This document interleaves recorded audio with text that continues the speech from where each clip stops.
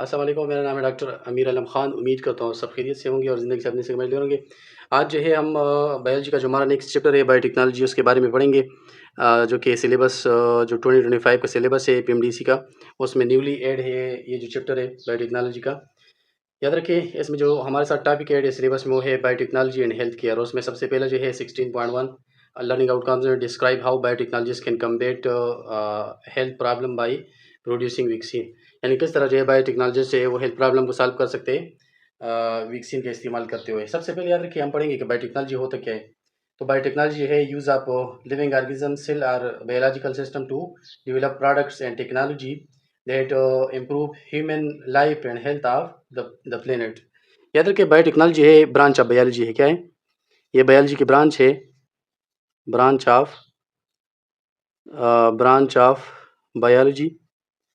सही है, branch of biology है। और इसमें हम क्या करते हैं? इसमें हम जो है लिविंग ऑर्गेनिज्म को इस्तेमाल करते हैं for the benefit and welfare of human being. यानी इंसान के फ़ायदे और इंसान की खिदमत के लिए हम लिविंग ऑर्गेनिज्म का इस्तेमाल करते हैं। तो इसको हम कहते हैं बायोटेक्नोलॉजी। इसको हम क्या कहते हैं? बायोटेक्नोलॉजी कहते हैं। सही है, याद रखिए बायोटेक्नोलॉजी जो है हम इसमें क्या करते हैं? इसमें जो है हम क्या करते हैं? Use of living organism. इसमें मैं इसकी डिफिनेशन लिखता हूँ। सही है, use of living organism, living organism, living organism या सेल सेल का इस्तेमाल हम करते हैं, लिविंग ऑर्गेनिज्म का इस्तेमाल करते हैं, या इसके अलावा बायोलॉजिकल सिस्टम का इस्तेमाल करते हैं। किस चीज़ का इस्तेमाल करते हैं? बायोलॉजिकल सिस्टम का इस्तेमाल करते हैं हम। और क्या बनाते हैं? To develop products and technologies, to develop, ताकि हम बनाएं, क्या बनाएं? Products and technologies, products and technologies. Technology हर वो चीज़ है जो इंसान के काम को आसान बनाती है। सही है, टेक्नोलॉजीज़। यानी जिस तरह हमारे साथ जो है मोबाइल फ़ोन होता है, तो हम किसी को कॉल मिलाना है तो जल्दी से हम कॉल मिला लेते हैं, किसी को मैसेज करना है तो जल्दी मैसेज कर लेते हैं। सही है, इसके अलावा कंप्यूटर, उस पर हम डिफरेंट काम करते हैं। ये सब हमारे साथ क्या है? टेक्नोलॉजीज़ है। तो use of living organism, cell, biological system. सही है, to develop products and technology. इसको हम क्या कहते हैं? और किस चीज़ के लिए? For the for the for the benefit and welfare, for the benefit and welfare, welfare of human being, of human. यानी इंसान के फ़ायदे और इंसान की खिदमत के लिए जितनी भी टेक्नोलॉजीज़ बनती है with the help of living organism, living organism का इस्तेमाल करके, तो इसको हम कहते हैं बायोटेक्नोलॉजी। इसको हम क्या कहते हैं? बायोटेक्नोलॉजी कहते हैं। अब याद रखिए, जो माहिर बायोटेक्नोलॉजी होता है, यानी हमारे साथ जो है साइंटिस्ट होता है बायोटेक्नोलॉजी, उसको हम कहते हैं बायोटेक्नोलॉजिस्ट। क्या कहते हैं? बायोटेक्नोलॉजिस्ट। उसको हम कहते हैं बायोटेक्नोलॉजिस्ट। ये आपको एमसीक्यूज़ में आ सकता है। सही, बायोटेक्नोलॉजिस्ट। तो ये आपने साथ याद रखना है। इसको हम टेक्नोलॉजी स्पेशलिस्ट कहते हैं। सही है, क्या कहते हैं इसको? टेक्नोलॉजी स्पेशलिस्ट, टेक्नोलॉजी स्पेशलिस्ट कहते हैं इसे हम। ये आपने एमसीक्यूज़ के लिए याद रखना है। बायोटेक्नोलॉजी का डिफिनेशन भी एमसीक्यूज़ के लिए याद रखनी है, ये भी आ सकता है। अच्छा, अब हम सबसे पहले जो हमारे साथ सिलेबस में टॉपिक है कि describe how biotechnologies can combat health problem by using या प्रोड्यूसिंग वैक्सीन। वैक्सीन का इस्तेमाल करके बायोटेक्नोलॉजिस्ट जो है किस तरह जो है हेल्थ प्रॉब्लम का सोल्यूशन निकालते हैं। सबसे पहले हम तो ये पढ़ेंगे कि वैक्सीन होता क्या है। सही है, सबसे पहले जो हमारा टॉपिक है ना, व्हाट इज़ वैक्सीन। वैक्सीन क्या होता है? वैक्सीन के बारे में आप लोग सीख लो कि वैक्सीन जो है ये होता क्या है। याद रखिए, वैक्सीन जो है ये लैटिन वर्ड वीका से निकला है। किस चीज़ से निकला है?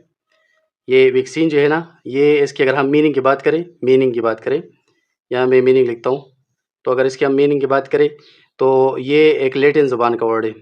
सही है, और लैटिन ज़ुबान में जो है ये निकला है वीका से। किस चीज़ से निकला है? वेका से, वेका। और वेका का मतलब होता है, यानी इसकी मीनिंग जो है वो है काऊ। काऊ हम कहते हैं गाय को। किसे कहते हैं? गाय जो है, यानी गांज जो कहते हैं। और बहुत सारे लैंग्वेज उसके डिफरेंट नेम लेते हैं। सही है, इस तरह जो है हिंदी में इसको गौ माता कहते हैं और पुश्तो में हुआ कहते हैं। और सही है, तो ये हमारे साथ ये गाय जो है ये क्या है? इसको हम कहते हैं वीका। ये लेटिन, ये वैक्सीन जो है लेटिन वर्ड से निकला है, लेटिन वर्ड में वीका से निकला है। और वीका का मतलब होता है काऊ। याद रखिए, जो सबसे पहला वैक्सीन जो डिस्कवर हुआ था ना, फर्स्ट वैक्सीन जो है वो डिस्कवर किया था हमारे साथ जो है एक बायोलॉजिस्ट था, उसका नाम था एडवर्ड जेनर। क्या नाम था?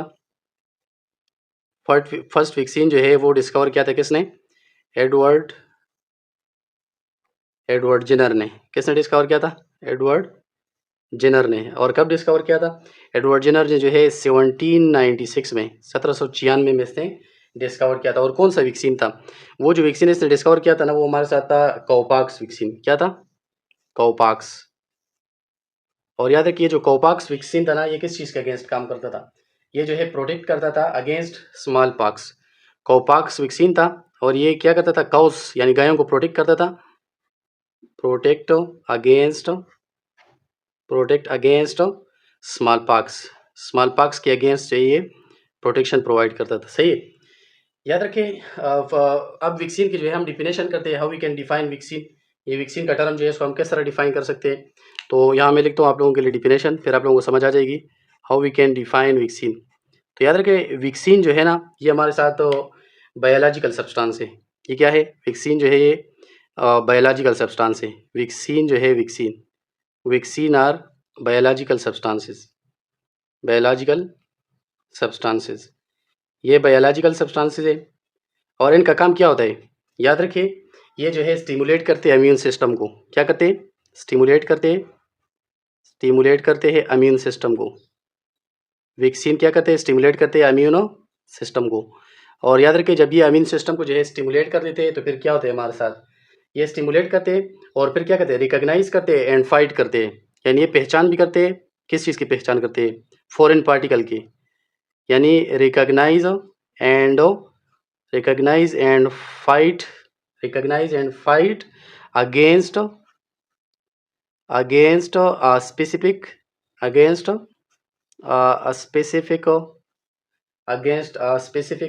पैथोजन। हमारे साथ जो है डिजीज काजिंग जो एजेंट होते हैं। सही है। यानी हमारे साथ जो है बैक्टीरिया हो सकते हैं। सही है। और वायरसेस हो सकते हैं। सही है। तो ये इसके अगेंस्ट जो है काम करते हैं। यानी ये जो फॉरेन पार्टिकल है, सही है, स्पेसिफिक पैथोजन है, यानी हमारे साथ जो बैक्टीरिया और वायरसेस है इनको रिकॉग्नाइज करते हैं और इनके अगेंस्ट जो है फाइट करते हैं, इनको ख़त्म करते हैं। तो इसको हम क्या कहते हैं? वैक्सीन कहते हैं। सही है। इसको हम क्या कहते हैं? फिर मैं थोड़ा सा एक्सप्लेन कर देता हूँ आपको कि वैक्सीन जो है बायोलॉजिकल प्रिपरेशन है, यानी बायोलॉजिकल सब्सटेंस है that provide immunity to a particular disease. ये डिफिनेशन भी आप याद रख सकते हैं कि that provide immunity to a particular disease या against a particular disease.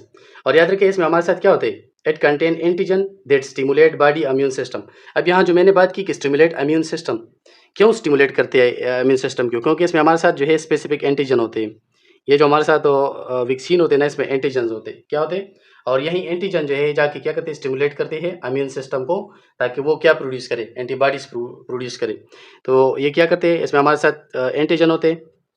Vaccine में हमारे साथ क्या होते हैं? एंटीजन होते हैं। और एंटीजन जो है वो क्या बनाते हैं? वो बनाते हैं हमारे साथ, यानी प्रोड्यूस करते हैं एंटीबॉडीज़। प्रोड्यूस करते हैं, क्या प्रोड्यूस करते हैं? एंटीबॉडीज़ प्रोड्यूस करते हैं। समझ आ गई?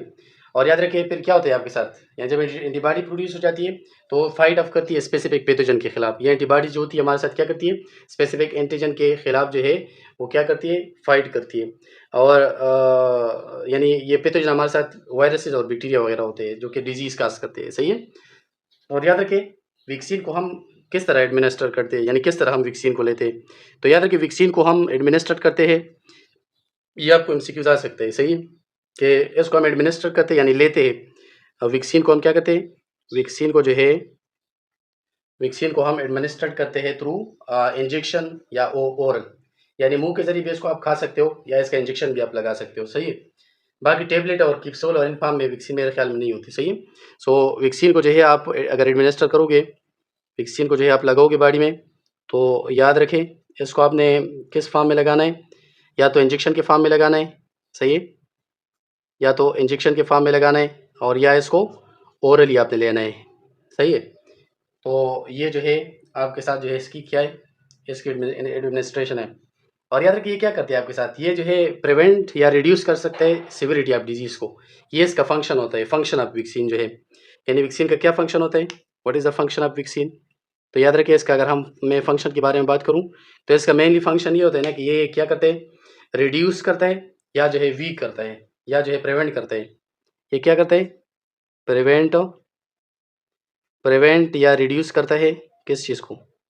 प्रिवेंट या रिड्यूस करता है सेवेरिटी ऑफ डिजीज़ को, सेवेरिटी या तो डिजीज़ को बिल्कुल ख़त्म कर देता है, वो बीमारी जो वायरसेस या बैक्टीरिया की वजह से लगती है, उसको बिल्कुल ख़त्म कर देता है, या उसकी जो सेवेरिटी होती है, शिद्दत होती है, उसको रिड्यूस कर देता है। तो प्रिवेंट या reduce severity of a disease, severity of a disease. तो इसको हम क्या क्या कहते हैं? इसको हम वैक्सीन कहते हैं। अब वैक्सीन का हम जो है मोड ऑफ एक्शन जो है वो पढ़ेंगे कि वैक्सीन जो है ये किस तरह काम करता है, सही है? हाउ वैक्सीन वर्क, इसको हम कहते हैं मोड ऑफ एक्शन। इसको हम क्या कहते हैं? Mode of action. तो याद रखिए मोड ऑफ एक्शन जो है उसके बारे में बात करते हैं। वैक्सीन किस तरह काम करते हैं? Mode of action, mode of mode of action. तो याद रखिए वैक्सीन जो है ये सबसे पहले बॉडी में एंटर होता है थ्रू इंजेक्शन या ओरल ड्रॉप्स एटसेट्रा। क्या करते हैं? सबसे पहले तो ये एंटर होते हैं बॉडी में, यानी वैक्सीन क्या होते हैं? या मैं लिखता हूँ कि वैक्सीन जो है सबसे पहले क्या होते हैं?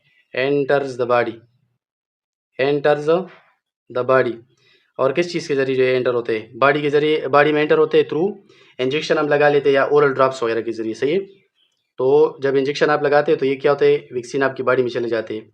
या जो है ये ओरल ड्रॉप्स जो होते हैं हमारे साथ क्या होते हैं? ओरल ड्रॉप्स जो होते हैं वैक्सीन के, वो हम खा लेते हैं तो ये बॉडी में चले जाते हैं। अब जब ये बॉडी में चले जाए तो फिर क्या होता है? ये कंट्री इसमें हमारे साथ होते हैं, ये जो वैक्सीन होते हैं ना, इसमें हमारे साथ वीक डेड या पार्ट ऑफ जो हमारे साथ होता है जर्म या एंटीजन का होता है, जो कि हार्मलेस होता है, यानी वो कुछ नुकसान नहीं देता। बट याद रखिए, but enough to train your immune system. ये जो वैक्सीन होते हैं ना, इसमें हमारे साथ अंदर क्या होता है? इसमें आपके साथ जो है वीक, इसमें आपके साथ जो है वीक हो या जो है डेड हो, यानी मरा हुआ, सही है? वीक या डेड जो है, वीक या डेड पार्ट ऑफ क्या होता है? पार्ट ऑफ जर्म होता है। वीक या यहाँ मैं लिख लूँगा वीक या डेड पार्ट ऑफ जर्म होता है इस वैक्सीन में, पार्ट ऑफ जर्म होता है, सही है? और याद रखिए ये जो वीक या डेड पार्ट ऑफ जर्म जो होता है ना, यानी जर्म का मतलब यहाँ क्या है? एंटीजन, सही है? जो कि जाके फिर एंटीबॉडी प्रोड्यूस करता है। तो ये क्या होता है? ये हार्मलेस होता है, यानी ये कोई नुकसान नहीं देता बॉडी को, ये कोई नुकसान बॉडी को नहीं देता, हार्मलेस होता है। But enough to train your immune system, लेकिन ये इस हद तक काफ़ी होता है कि आपकी इम्यून सिस्टम जो है उसको क्या कर सकता है? ट्रेन कर सकता है। To train immune system, enough to train immune system. ये हमारे इम्यून सिस्टम को ट्रेन कर सकता है, हमारे इम्यून सिस्टम को ट्रेन कर सकता है, हमारे इम्यून सिस्टम को क्या कर सकता है? To train immune system, immune system को हमारे इम्यून सिस्टम को ट्रेन कर सकता है।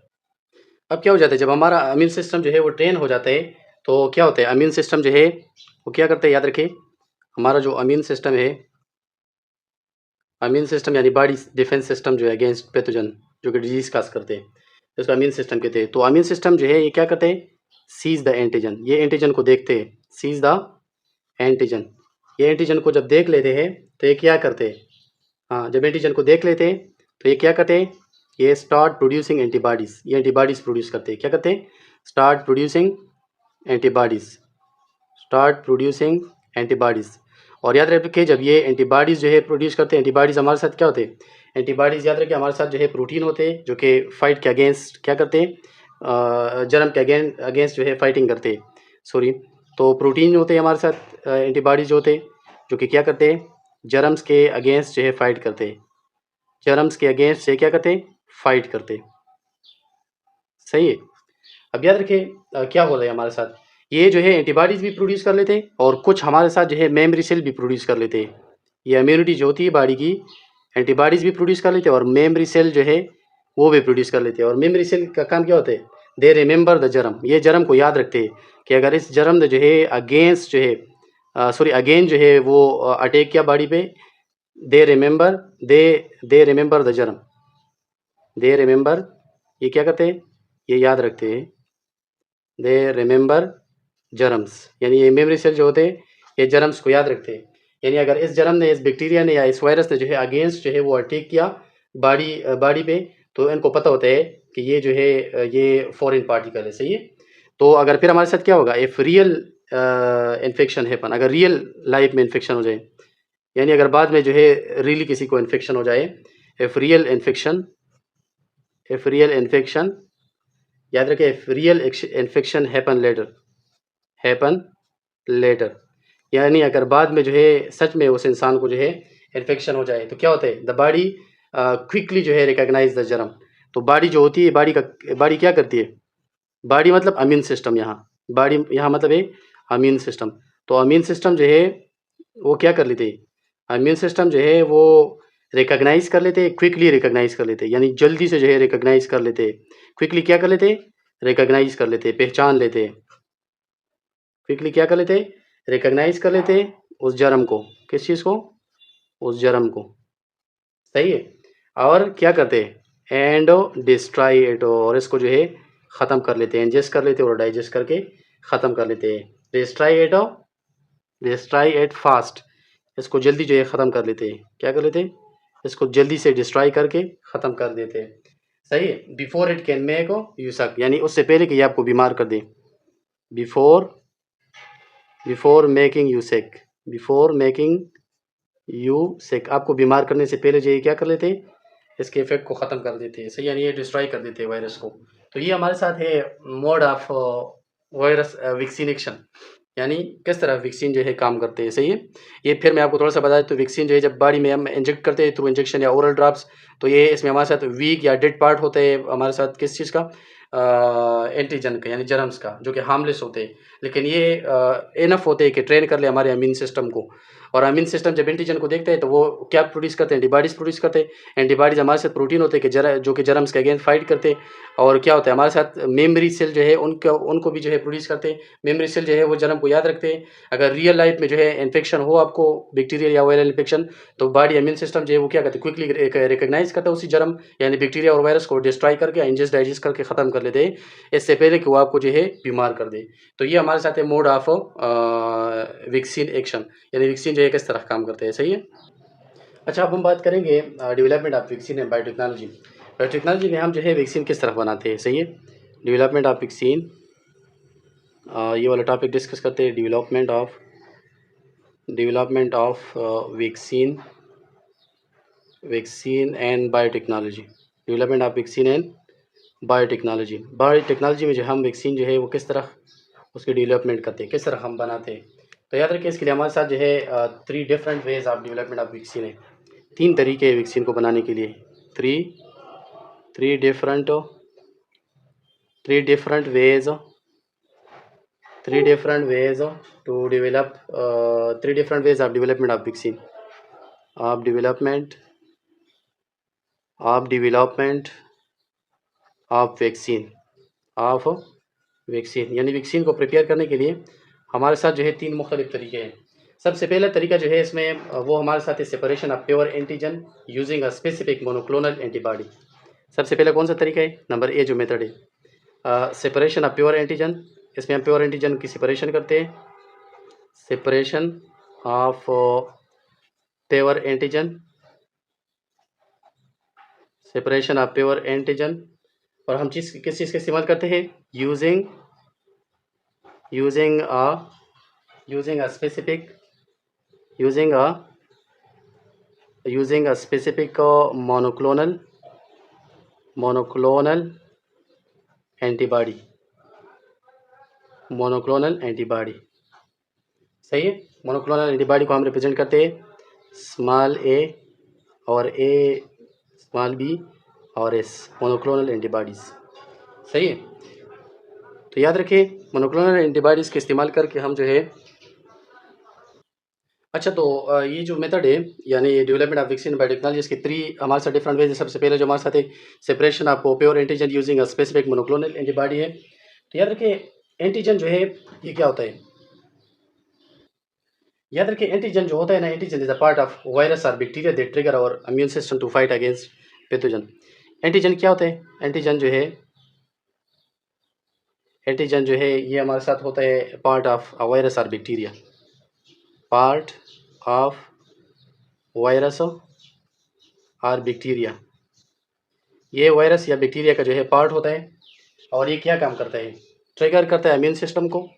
क्या करता है, ट्रिगर करता है इम्यून सिस्टम को, ट्रिगर करता है इम्यून सिस्टम को,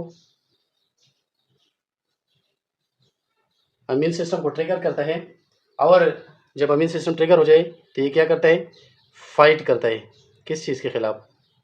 फाइट करते हैं अगेंस्ट पैथोजन, यानी डिजीज़ काजिंग जो एजेंट्स होते हैं वायरसेस या बैक्टीरिया उनके ख़िलाफ़ क्या करते हैं? फाइटिंग करता है। सही है। अब ये जो मोनोक्लोनल एंटीबॉडी है, जो टर्म मैंने लिखा है कि using a specific monoclonal antibody, याद रखिए मोनोक्लोनल एंटीबॉडी क्या चीज़ होती है? What is monoclonal antibody? What is monoclonal antibody? Mono कहते हैं सेम या वन को, सही है, और क्लोनल कहते हैं कॉपी, सही है, और एंटीबॉडीज तो आपको पता है एंटीबॉडीज है, यानी वो प्रोटीन है जो कि क्या करते हैं हमारे साथ एंटीजन के ख़िलाफ़ जो है पैथोजन के ख़िलाफ़ जो है फाइट करता है, सही है। तो मोनोक्लोनल एंटीबॉडीज़ को हम रिप्रेजेंट करते हैं, मोनोक्लोनल जो है एम से रिप्रेजेंट करते हैं एंटीबॉडी को, कैपिटल ए और बी और एस एंटीबॉडीज़ प्लूरल के लिए इस्तेमाल होते हैं, सही। तो मोनोक्लोनल एंटीबॉडी जो है याद रखिए ये हमारे साथ क्या होते हैं? मोनोक्लोनल एंटीबॉडी जो है हमारे साथ लेबॉर्ट्री मेड एंटीबॉडीज़ होती है। क्या होती है? लेबॉर्ट्री मेड एंटीबॉडीज़ होती है। Monoclonal antibodies are specific lab made antibody that can attach only to specific antigen. ये जो है इसको हम बनाते हैं किस चीज़ में? ये जो है लैब मेड होती है, लेबॉर्ट्री में बड़ी होती है, सही। ये कहाँ बनी होती है? लेबॉर्ट्री में। तो लेबॉर्ट्री मेड एंटीबॉडी होती है, लेबॉर्ट्री मेड एंटीबॉडी होती है, सही है मोनोक्लोनल एंटीबॉडी जो है। और याद रखें, ये आप एमसीक्यूज़ के लिए याद रख सकते हो, ये आपको एमसीक्यूज़ में आ सकते हैं कि मोनोक्लोनल एंटीबॉडी जो है ये नेचुरल एंटीबॉडी है या लैब मेड एंटीबॉडी है। तो आप इसको याद रख सकते हैं कि it is a lab made antibody, सही है। और इसका काम क्या होता है? ये जो है अटैच होती है only to specific antigen. Monoclonal antibody attach only to a specific antigen, to a specific antigen. ये स्पेसिफिक एंटीजन के साथ जो है क्या होती है? अटैच होती है, सही है। तो याद रखिए हम जो है जिस तरह मैंने बात की कि separation of pure antigen using a specific monoclonal antibody, सही है, हम जो है डेवलपमेंट ऑफ वैक्सीन के लिए इस्तेमाल करते हैं बायोटेक्नोलॉजी में। तो हमारे साथ क्या होता है? इस तरीके में जो है साइंटिस्ट यूज़ करते हैं मोनोक्लोनल एंटीबॉडी को to find separate the pure antigen from a mixture. यानी इसका मेथड क्या है? ये वाला मेथड जो है इसको हम थोड़ा सा एक्सप्लेन करते हैं। ये वाला जो मेथड है इसमें हम जो है सेपरेशन करते हैं प्योर एंटीजन का और मोनोक्लोनल एंटीबॉडी का इस्तेमाल करते हैं। तो इस तरीके में हमारे साथ क्या करते हैं? इस तरीके में जो साइंटिस्ट होते हैं ना, इस तरीके में साइंटिस्ट जो होते हैं वो क्या काम करते हैं? याद रखें साइंटिस्ट जो है वो क्या करते हैं? यूज़ करते हैं, किस चीज़ का यूज़ करते हैं? यूज़ करते हैं मोनोक्लोनल एंटीबॉडीज़ का, मोनोक्लोनल एंटीबॉडीज़ का इस्तेमाल करते हैं। और जब मोनोक्लोनल एंटीबॉडीज़ का इस्तेमाल करते हैं तो क्या करते हैं? फाइंड करते हैं, क्या करते हैं? टू फाइंड वो मालूम करते हैं, सही है, एंड सेपरेट और अलग करते हैं किस चीज़ को? टू फाइंड एंड सेपरेट, सही है, to find and separate the pure antigen. क्या कहते हैं? To find and separate pure antigen from a mixture, from a mixture, सही। किस चीज़ से एंटीजन को क्या करते हैं? सेपरेट करते हैं, सही। यानी इस तरीके में साइंटिस्ट जो है वो मोनोक्लोनल एंटीबॉडीज़ को फाइंड करते हैं और सेपरेट करते हैं the pure antigen from a mixture, एक मिक्सचर से, सही है।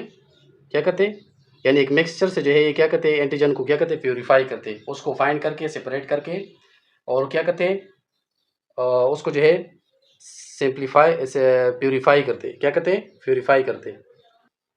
अच्छा, अब हमारे साथ क्या होता है? जब साइंटिस्ट जो है वो यूज़ करते हैं मोनोक्लोनल एंटीबॉडी को और फाइंड करते हैं या सेपरेट करते हैं प्योर एंटीजन को एक मिक्सचर से, तो फिर इसके बाद क्या होता है? यानी आफ्टर सेपरेशन, यानी जब ये सेपरेट कर लेते हैं एंटीजन को, आफ्टर सेपरेशन, यानी जब ये एंटीजन को सेपरेट कर लेते हैं मिक्सचर से, तो फिर क्या करते हैं? This pure antigen can be use to make vaccine. ये जो प्योर एंटीजन है ना जिन्होंने सेपरेट किया है, ये जो प्योर एंटीजन है ना, इसका इस्तेमाल करके इस प्योर एंटीजन का जो है इस्तेमाल करके ये क्या करते हैं? Pure antigen can be used, can be use to make vaccine, to make a ये क्या बनाते हैं, वैक्सीन बनाते हैं। इससे क्या बनाते हैं, वैक्सीन बनाते हैं। सही है। और याद रखें क्या होता है हमारे साथ, ये वैक्सीन जो होते हैं, this help ensure that vaccine contain only the part of needed safely. यानी ये वैक्सीन जो है, इसमें ये इंश्योर करना होता है कि जिस पार्ट की ज़रूरत होती हो वो सेफली क्रिएट करते हैं इम्यूनिटी को। यानी क्या करते हैं, सेफली।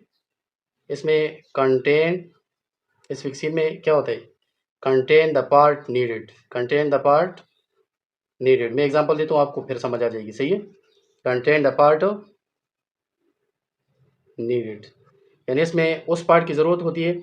सही है। इसमें वो पार्ट होता है जिसकी ज़रूरत होती है वैक्सीन में, और ये जाके क्या करता है, ये जो है क्रिएट करता है इम्यूनिटी को। क्या करता है, क्रिएट इम्यूनिटी। ये इम्यूनिटी को क्रिएट करता है, और जब इम्यूनिटी क्रिएट हो जाती है तो यही जो है मेन काम है किस चीज़ का, वैक्सीन का। अब इसकी मैं आप लोगों को एग्जांपल देता हूँ कि किस वैक्सीन को जो है हम इस तरीके से प्रिपेयर करते हैं, यानी उसके सेपरेशन करते हैं प्योर एंटीजन की। सही, सेपरेशन करते हैं प्योर एंटीजन, और फिर यूज़ हम करते हैं किस चीज़ का, मोनोक्लोनल एंटीबॉडी का। तो इसकी मैं आप लोगों को एग्जांपल देता हूँ, ये आपने एमसीक्यूज़ के लिए 100% याद रखना है अपने साथ। याद रखिए हमारे साथ जो है सेपरेशन ऑफ सरफेस प्रोटीन जो है, क्या, separation of surface, separation of surface protein जो है किस चीज़ के, सरफेस प्रोटीन जो है आप hepatitis B virus, hepatitis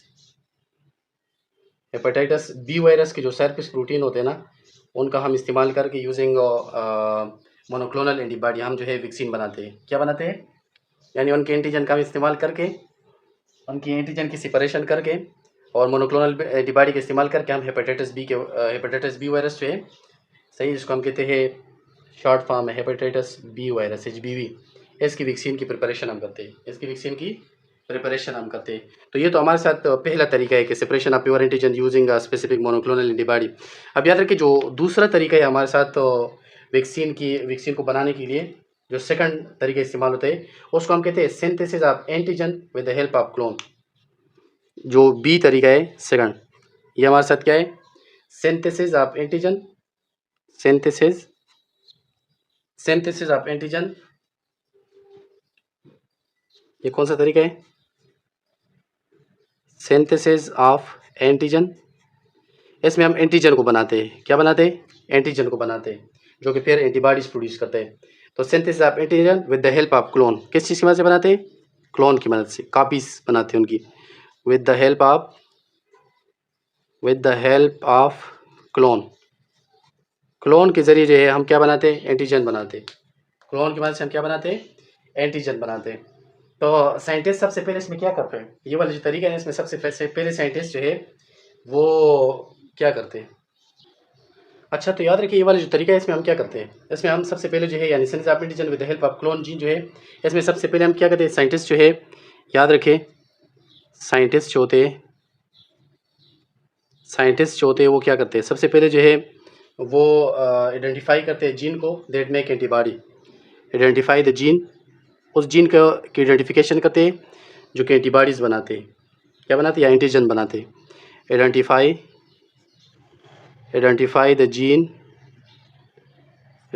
the gene that make antigen, जो क्या बनाते हैं, मेक एंटीजन जो कि एंटीजन बनाते हैं। सबसे पहले ऐसी जीन की आइडेंटिफिकेशन की जाती है जो कि एंटीजन बनाते हैं, साइंटिस्ट ये काम करते हैं।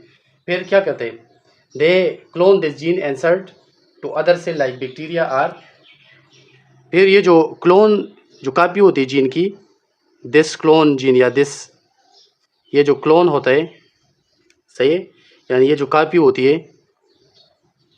ये जो क्या होती है, कॉपी होती है, कॉपी जो होती है इस जीन की, ऑफ दिस जीन, यानी जिस जीन की आइडेंटिफिकेशन हो जाती है उस जीन की कॉपी को क्या करते हैं, इंसर्ट करते, कहाँ इंसर्ट करते हैं, ये इंसर्ट करते हैं किस चीज़ में, बैक्टीरिया या यीस्ट में, इंसर्ट, सही है, to other cell, insert to other cell. और अदर सेल जो है हमारे साथ क्या हो सकते हैं, अदर सेल जो है हमारे साथ बैक्टीरिया, ये मेनली जो है ये एमसीक्यूज़ के लिए याद रखिए, ये बैक्टीरिया या यीस्ट में इंसर्ट करते हैं सेल को, यानी जिस जीन की आइडेंटिफिकेशन कर लेते हैं, जीन की पहचान कर लेते हैं, जो कि जिस जीन से एंटीजन बनाते हैं, तो उसकी एक कॉपी लेके ये क्या करते हैं, इंसर्ट करते हैं बैक्टीरिया या यीस्ट सेल में। जब ये इंसर्ट करते हैं तो उसके बाद क्या करते हैं, हाँ याद रखें, ये सेल जो है प्रोड्यूस करते हैं एंटीजन इन लार्ज अमाउंट। ये वाले सेल जो होते हैं ये बैक्टीरिया या यीस्ट सेल के अंदर जो है क्या करते हैं, एंटीजन प्रोड्यूस करते हैं लार्ज अमाउंट में। क्या प्रोड्यूस करते हैं, एंटीजन प्रोड्यूस करते हैं लार्ज अमाउंट में। तो दीज सेल्स प्रोड्यूस, हाँ प्रोड्यूस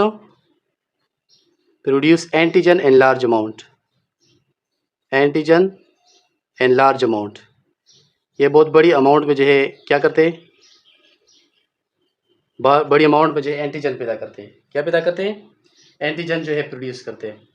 और जब लार्ज अमाउंट में एंटीजन प्रोड्यूस हो जाता है तो फिर क्या हो जाता है, the produce antigen is they purified and use to make vaccine. ये जो प्रोड्यूस एंटीजन होते हैं, जो एंटीजन प्रोड्यूस हो जाते हैं, एंड एंटीजन को हम क्या कर लेते हैं, प्योरीफाई कर लेते हैं, सही है। और फिर आगे इससे हम क्या बनाते हैं, प्योरीफिकेशन के बाद जो इनसे हम बनाते हैं वैक्सीन। क्या बनाते हैं, वैक्सीन। और याद रखिए इस तरह की वैक्सीन की प्रिपरेशन या डेवलपमेंट जब करते हैं, इसकी मैं आप लोगों को एग्जांपल देता हूँ। याद रखिए, the hepatitis B virus is made by inserting the hepatitis B surface antigen gene into yeast cell. यानी हेपेटाइटिस बी वायरस जो होता है, हेपेटाइटिस बी वायरस की जो वैक्सीन होती है, हेपेटाइटिस बी वायरस की जो वैक्सीन होती है ना, याद रखिए उनको हम क्या करते हैं, उनको हम बनाते हैं, हाँ, बाय इंसर्टिंग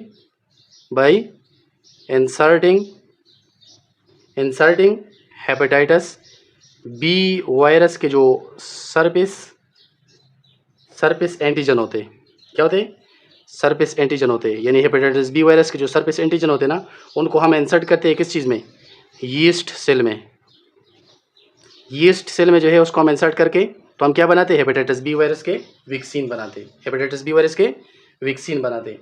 अब हमारे साथ याद रखिए जो थर्ड मेथड है वैक्सीन प्रिपरेशन का, वैक्सीन डेवलपमेंट का, वो है synthesis of peptide to be used as vaccine. यानी हम पेप्टाइड बनाते हैं, क्या बनाते हैं, नंबर सी जो मेथड है वो है synthesis of peptide, synthesis of peptides to be used as vaccine. यानी हम जो है पेप्टाइड्स की सिंथेसिस करके उसको एज ए वैक्सीन हम यूज़ करते हैं, टू बी यूज्ड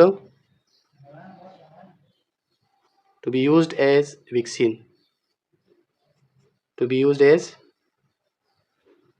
वैक्सीन। यानी हम जो है क्या कर लेते हैं, पेप्टाइड की सिंथेसिस करके उसको हम जो है एज ए वैक्सीन इस्तेमाल करते हैं, उसको हम क्या करते हैं, एज ए वैक्सीन जो है हम यूज़ करते हैं। तो ये हमारे साथ जो है थर्ड डेवलपमेंट है वैक्सीन की। इस तरीके में हम क्या करते हैं, पेप्टाइड जो है याद रखिए हमारे साथ क्या होते हैं, स्मॉल पीसेज ऑफ प्रोटीन होते हैं।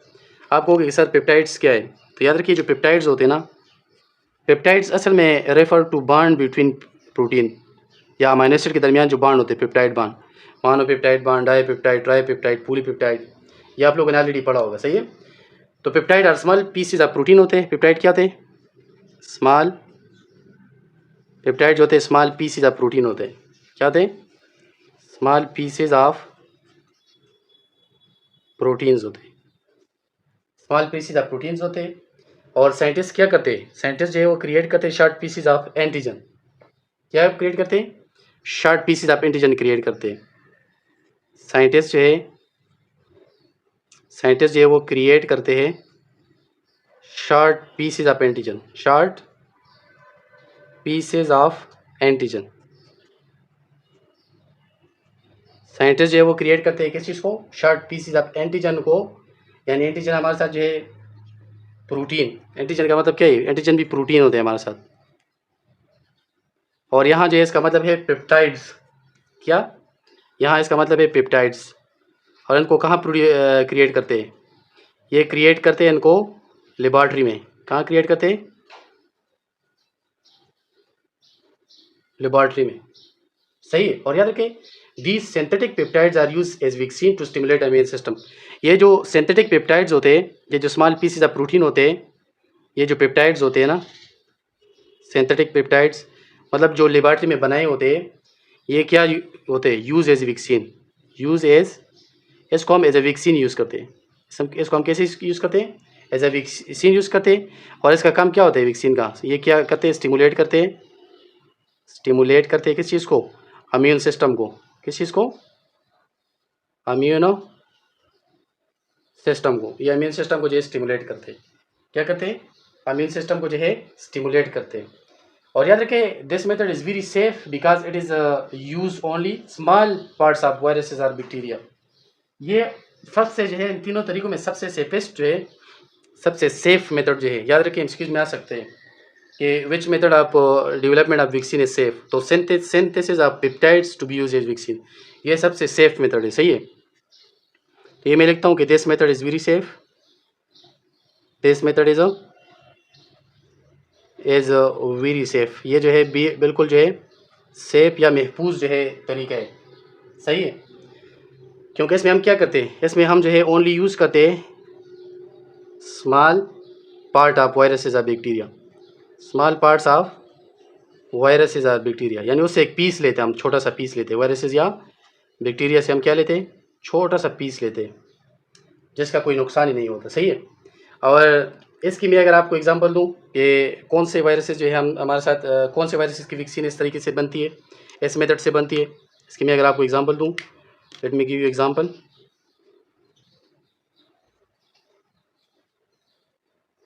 तो याद रखिए हमारे साथ जो है जो सम एक्सपेरिमेंटल वैक्सीन, यानी अभी जो तैयार नहीं हुई अभी तक हो, लेकिन अभी भी उन पर जो है वो हो रहे रिसर्चेज वगैरह हो रहे, जिस तरह HIV की जो वैक्सीन है, HIV यानी ह्यूमन इम्यूनो डिफिशिएंसी वायरस की जो वैक्सीन है, और कुछ कैंसर वैक्सीन जो है, कुछ कैंसर की जो वैक्सीन है, ये जो है क्या होती है, यूज़ सिंथेटिक पेप्टाइड्स, इसमें हमारे साथ जो है सिंथेटिक पेप्टाइड्स यूज़ होते हैं, सिंथेटिक पेप्टाइड्स यूज़ होते हैं, यानी small pieces of protein use होते हैं इन वैक्सीन में, समझ आ गई।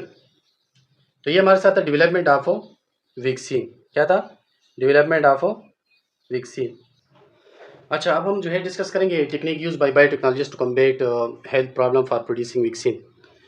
किस टॉपिक को डिस्कस करेंगे, कौन से टेक्निक जो है वो इस्तेमाल करते हैं biotechnologist, techniques used by biotechnologist, biotechnologist, technique use by biotechnologist to combat health problem, to combat mean to solve health problems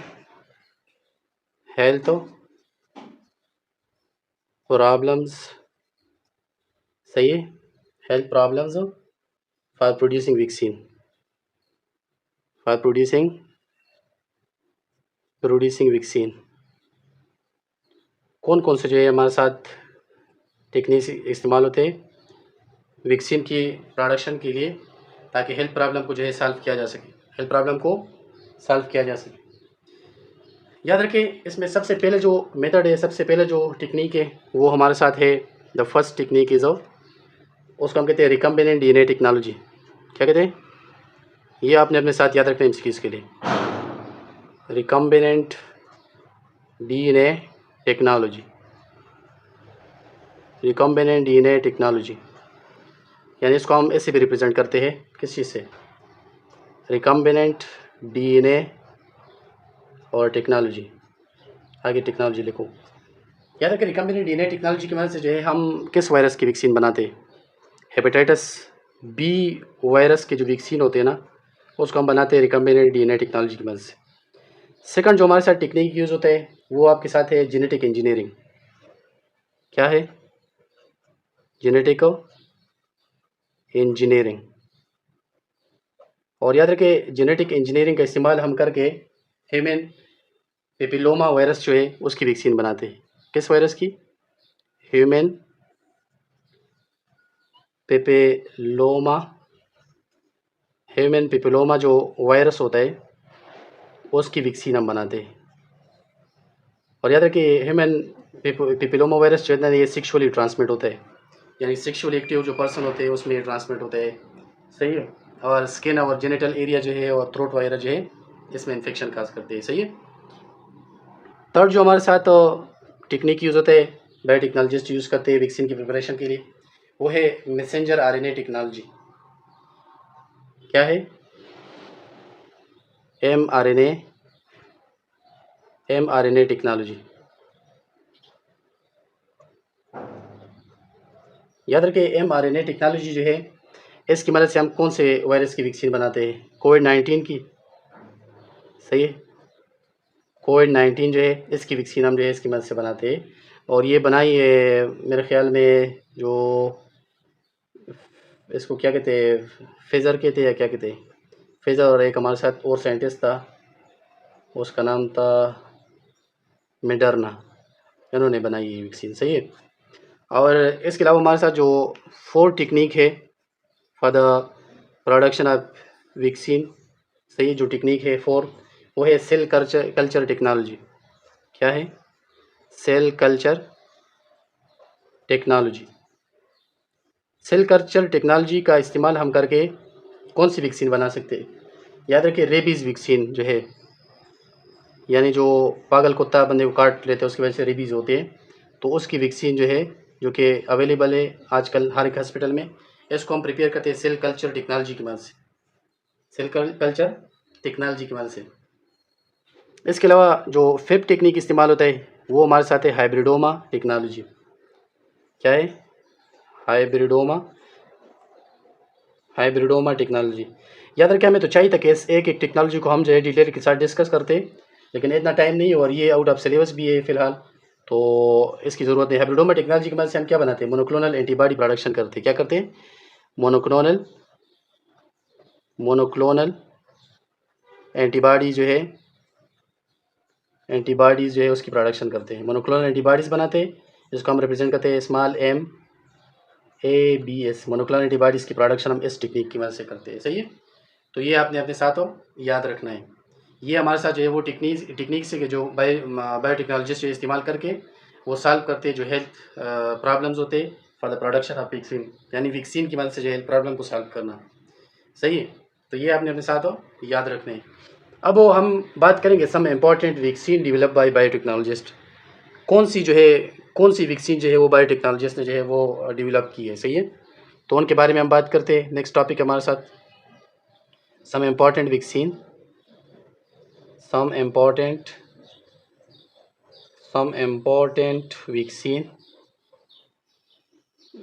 developed by biotechnologist.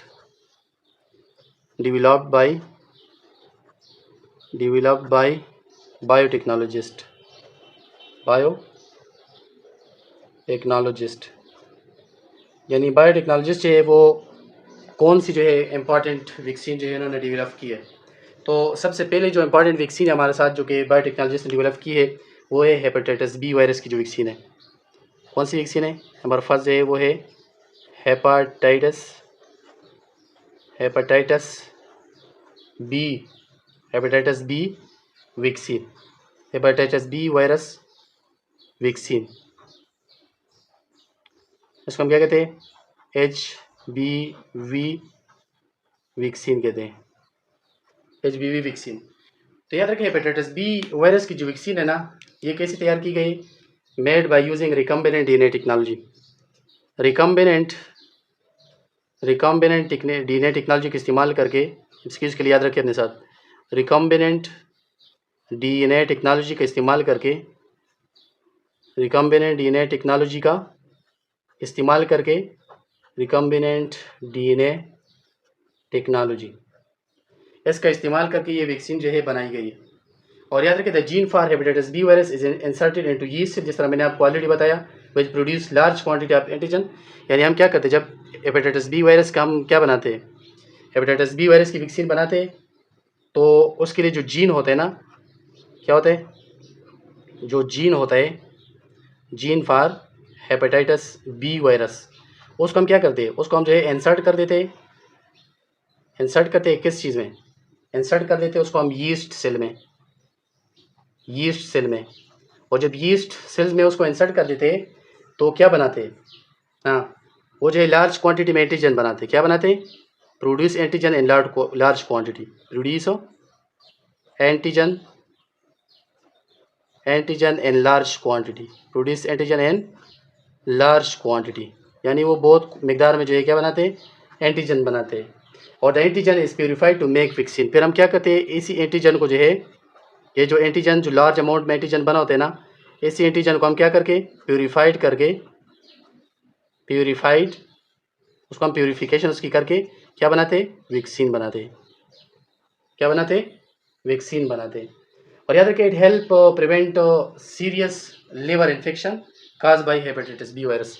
ये जो वैक्सीन होती है हमारे साथ, इसका क्या काम होता है, ये हेल्प करता है, हेल्प टू प्रिवेंट, हाँ help to prevent, help to prevent जो सीरियस लिवर इन्फेक्शन होते हैं, सीरियस सीरियस लिवर जो इन्फेक्शन होते हैं, सीरियस लिवर जो इन्फेक्शन होते हैं, जो कि काज होते हैं किस चीज़ की वजह से, सीरियस लिवर इन्फेक्शन काज होते हैं by hepatitis B virus.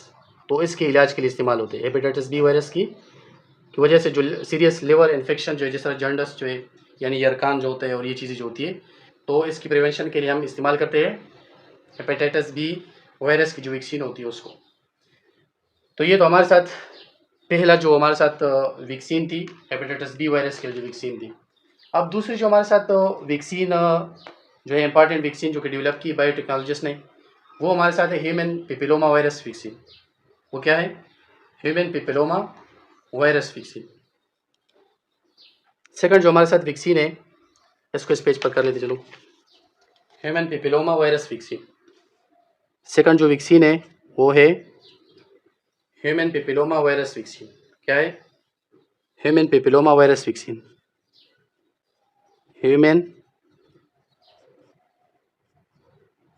Papilloma virus vaccine.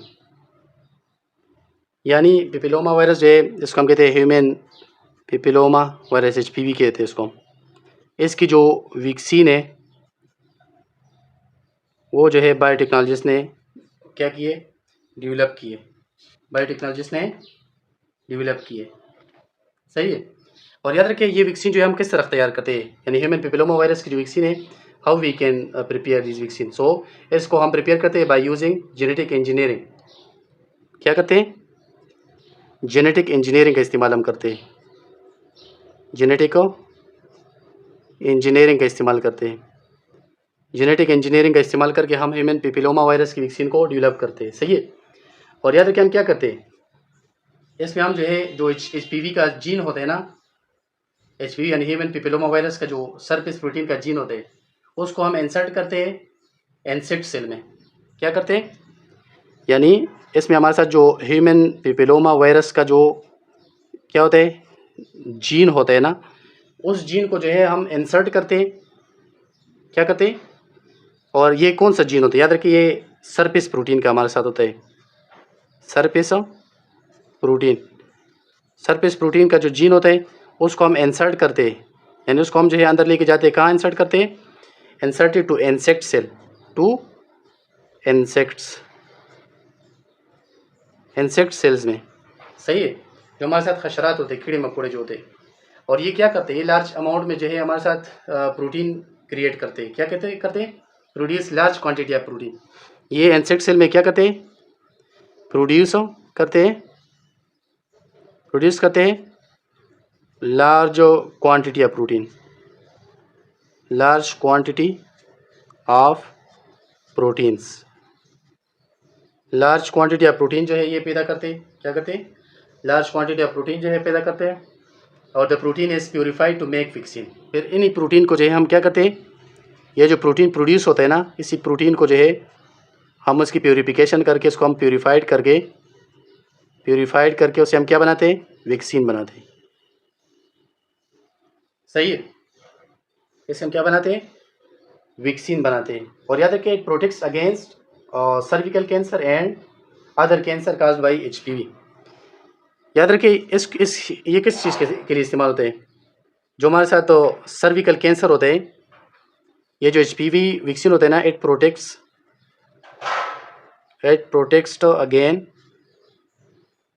Against cervical cancer, cervical cancer जो फीमेल में होता है, यानी मैंने आपको कहा कि HPV जो है हमारे साथ सेक्सुअली ट्रांसमिटेड इन्फेक्शन होते हैं जो सेक्सुअली एक्टिव पर्सन में होते हैं। तो सर्विकल कैंसर जो होता है फीमेल में, सर्विक्स का जो कैंसर होता है, सही है, उसको ये उसकी प्रोटेक्शन में हेल्प करता है। और अदर कैंसर जो होता है, अदर कैंसर यानी इसमें हमारे साथ अदर कैंसर में हमारे साथ स्किन कैंसर आता है और जेनिटल जो ऑर्गन है उनकी कैंसर वगैरह जो होते हैं, सही है, जो कि काज होते हैं by HPV, caused by HPV, human papilloma virus. अब हमारे साथ जो है जो थर्ड वैक्सीन डेवलप की है by biotechnologist to combat health problem, वो आपके साथ है इन्फ्लुएंजा वायरस। वो क्या है? थर्ड वायरस जो हमारे साथ है वो है influenza virus. Influenza virus vaccine, influenza virus vaccine. याद रखें इसको जो है, जो इन्फ्लुएंजा वायरस की जो वैक्सीन हम बनाते हैं ना, वो हम बनाते हैं किस चीज़ के? Combination of biotechnological techniques. इसमें बहुत सारे टेक्निक्स इस्तेमाल होते हैं, कम्बिनेशन इस्तेमाल होते हैं बहुत सारे टेक्निक्स का। कम्बिनेशन ऑफ बायोटेक्नोलॉजिकल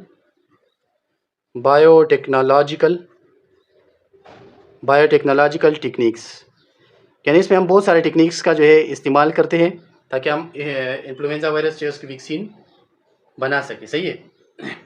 और याद रखिए हर साल जो वर्ल्ड हेल्थ ऑर्गेनाइजेशन है वो आइडेंटिफाई करती है प्रिवेलेंट इन्फ्लुएंजा स्ट्रेंस को, सही है, और क्या करती है? वैक्सीन प्रोड्यूस करती है जिसमें इन्फ्लुएंजा एंटीजन होते हैं हमारे साथ, सही है। इन्फ्लुएंजा वायरस जो है इसमें ये हाईली म्यूटेट होते हैं, यानी बहुत ज़्यादा जो है अपनी वो जो जेनेटिक वो होती है उसको चेंज करते हैं, सही है, जेनेटिक मशीनरी जो होती है। तो हर साल क्या करता है? ईच ईयर हमारे साथ जो वर्ल्ड हेल्थ ऑर्गेनाइजेशन है WHO, वो आइडेंटिफाई करती है, क्या करती है? आइडेंटिफाइज करती है किस चीज़ को? प्रेवेलेंट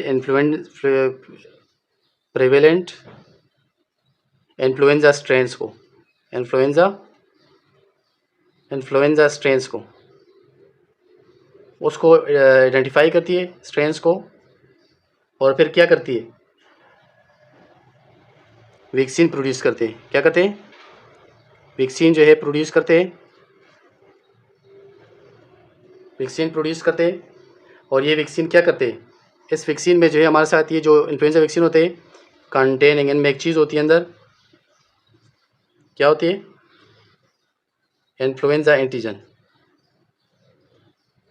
इन्फ्लुएंजा एंटीजन होते हैं इसमें, इस वैक्सीन में हमारे साथ तो है इन्फ्लुएंजा एंटीजन।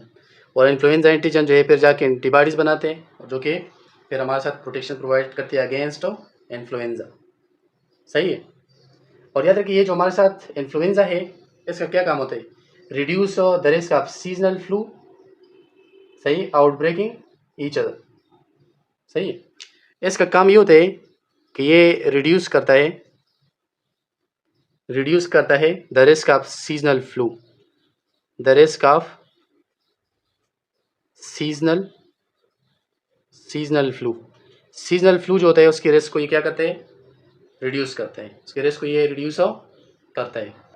अच्छा, नेक्स्ट वैक्सीन जो है हमारे साथ जो कि बायोटेक्नोलॉजिस्ट ने जो है डिस्कवर की है, डेवलप की है, वो है कोविड-19 वैक्सीन। क्या है? कोविड-19 वैक्सीन, सही है। याद रखिए कोविड-19 वैक्सीन जो है ये डेवलप की है हमारे साथ जो है ये डेवलप की किसने? डेवलप्ड बाय जेफर, सही है, जेफर था बायोटेक्नोलॉजिस्ट है, बायोनटेक, सही है। और एक था जेफर था, एक था मोडर्ना, और जॉनसन जो था, जॉनसन, सही है। इन्होंने जो है ये डेवलप की कोविड-19 वैक्सीन। और इन्होंने किस चीज़ का इस्तेमाल किया है? By using messenger RNA technology, messenger RNA technology का इस्तेमाल करके मैसेंजर आरएनए टेक्नोलॉजी का इस्तेमाल करके इन्होंने जो है कोविड-19 वैक्सीन जो है डेवलप की है।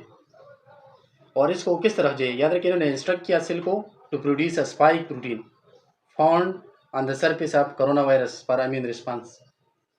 यानी इन्होंने जो है प्रोड्यूस किया इस चीज़ को, इन्होंने एक सेल को जो है इंस्ट्रक्ट किया, एक सेल को जो है इन्होंने हिदायत दी, इंस्ट्रक्ट सेल, ताकि वो क्या करे, प्रोड्यूस करे,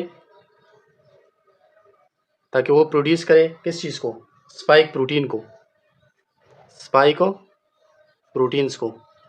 और ये स्पाइक प्रोटीन जो है ये कहाँ मौजूद है, स्पाइक प्रोटीन जो है मौजूद होते हैं on the surface of corona virus. कहाँ मौजूद है, स्पाइक प्रोटीन जो है present on surface of corona virus, present on the surface of corona virus, corona virus ये जो है सरफेस ऑफ कोरोना वायरस पर मौजूद। और याद रखिए present on the surface of corona virus, और ये किस चीज़ के लिए होते हैं, ये स्पाइक प्रोटीन जो होते हैं ये होते हैं for immune response, for immune response, ये होते हैं फॉर इम्यून रिस्पांस। याद रखिए कोरोना वायरस जो है हमारे साथ प्रोटेक्शन प्रोवाइड करते हैं किस चीज़ के खिलाफ, याद रखिए हमें प्रोटेक्शन देते हैं अगेंस्ट सार्स। किस चीज़ के अगेंस्ट प्रोटेक्शन देते हैं, सार्स के अगेंस्ट। तो कोरोना वायरस जो है हमें प्रोटेक्शन देते हैं against, it provide protection against, हाँ, प्रोटेक्शन अगेंस्ट सार्स। याद रखिए सार्स स्टैंड फॉर, इसको हम कहते हैं सीवियर एक्यूट रेस्पिरेटरी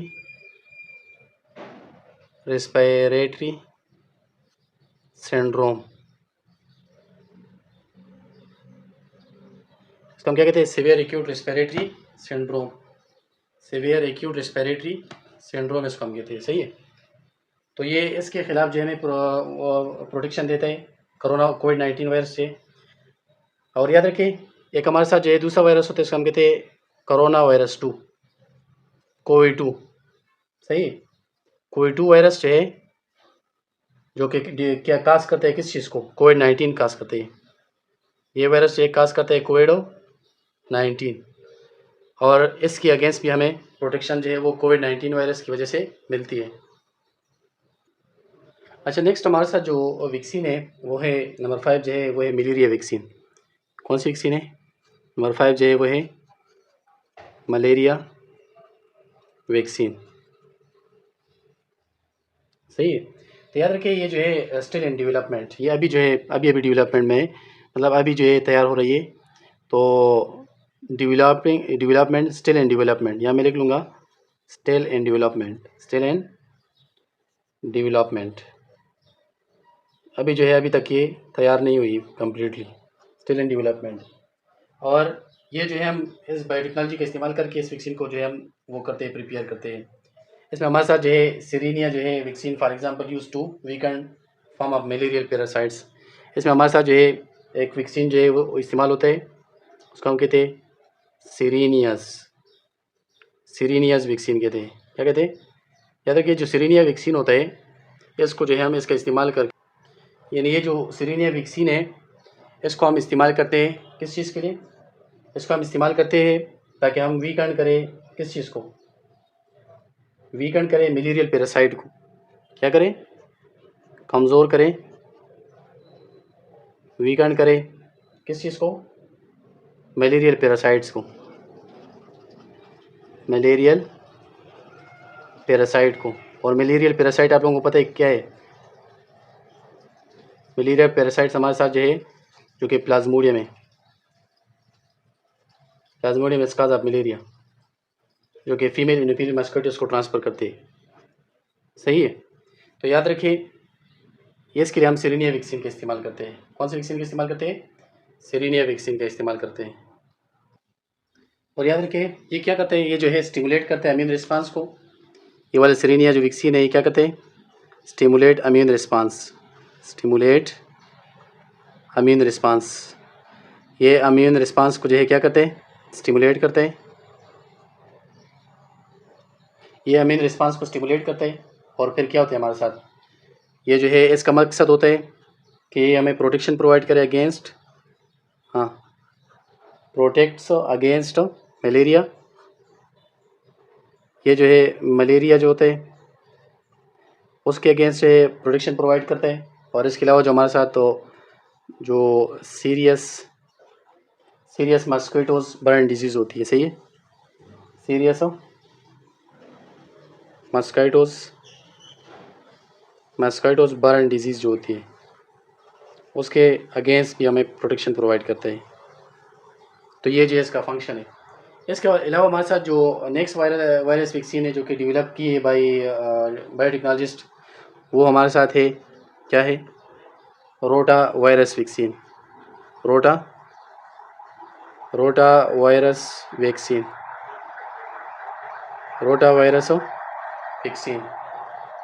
याद रखें, रोटा वायरस जो है it is made by genetic engineering technology. ये कौन सी टेक्नोलॉजी की मदद से बनाई गई है? जेनेटिक इंजीनियरिंग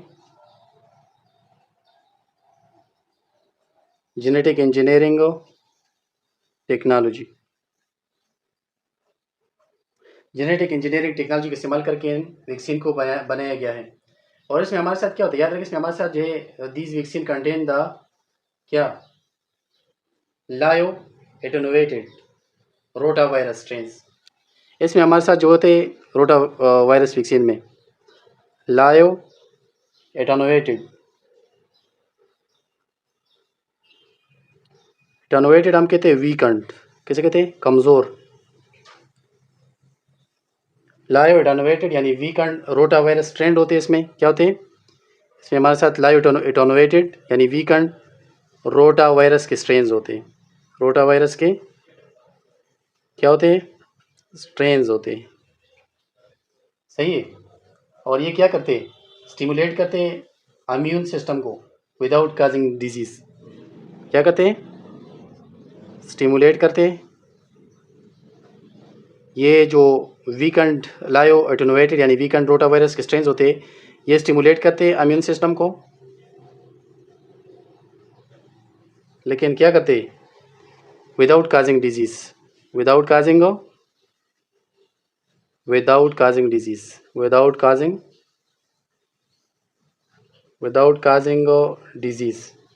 ये डिजीज़ जो है काज नहीं करते, यानी क्योंकि ये वैक्सीन तो लाए होते हैं लेकिन वीकंड होते हैं, एटेनुएटेड होते हैं, सही है। और याद रखें, some vaccine are also made by inserting rotavirus gene into other harmless viruses. इसमें जो रोटा वैक्सीन है उसमें हम क्या करते हैं, इसमें कुछ वैक्सीन ऐसी भी प्रिपेयर होती है कि इसमें हम रोटा जो वायरस होता है ना उसके जीन्स को हम क्या कर देते हैं, उसके जीन्स को हम इंसर्ट कर देते हैं, हाँ, उनके जीन को हम इंसर्ट कर देते हैं किस चीज़ में, अदर हार्मलेस वायरसेस में इंसर्ट कर देते हैं, अदर हार्मलेस वायरसेस में, यानी ऐसे वायरसेस जो नुकसान नहीं पहुंचाते, सही है, उसमें इंसर्ट कर देते हैं, सही है। और it provide in young children and infants against severe diarrhoea by ruta virus vaccine. यानी ये जो रूटा वायरस वैक्सीन है ये क्या करते हैं, इसका क्या फंक्शन है, ये जो है जो यंग चिल्ड्रन होते हैं यानी जो जवान बच्चे होते, यंग चिल्ड्रन जो होते या जो इन्फेंट्स होते, नए पैदा जो बच्चे होते, सही है, तो उन बच्चों में ये क्या करते हैं, सीवियर डायरिया जो होता है, provide protection against severe diarrhoea in young children and infants. तो उसके क्या कहते हैं, provide protection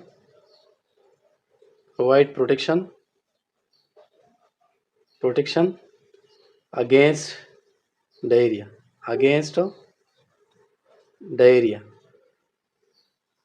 provide protection against diarrhoea के अगेंस्ट ये प्रोटेक्शन प्रोवाइड करते हैं, सही है, रोटा वायरस वैक्सीन जो होते हैं। तो ये हमारे साथ जो थी क्या थी, ये हमारे साथ जो थे topic some important vaccine developed by biotechnologist, यानी ये वो इम्पॉर्टेंट वैक्सीन थी जो कि बायोटेक्नोलॉजिस्ट ने जो है डेवलप की है और डिफरेंट पर्पसेस के लिए हम जो इस्तेमाल करते हैं ताकि हम जो है हेल्थ प्रॉब्लम्स को जो है उसको सॉल्व कर सकें बाय यूजिंग वैक्सीन। अब ये टॉपिक तो हमारे साथ ख़त्म हो गया जो वैक्सीन वाला है। जो नेक्स्ट टॉपिक हमारे साथ स्टार्ट हो रहा है और सिलेबस में भी गिवन है, वो ये है कि state the role played by biotechnology and disease diagnosis, यानी डीएनए और आरएनए प्रोब और मोनोक्लोनल एंटीबॉडीज है। तो सबसे पहले हम पढ़ेंगे मोनोक्लोनल एंटीबॉडीज़ के बारे में कि व्हाट आर मोनोक्लोनल एंटीबॉडीज़। ये हमारे साथ जो है जो सेकंड टॉपिक है हमारे सिलेबस का, मोनोक्लोनल एंटीबॉडीज़। क्या है हमारे साथ?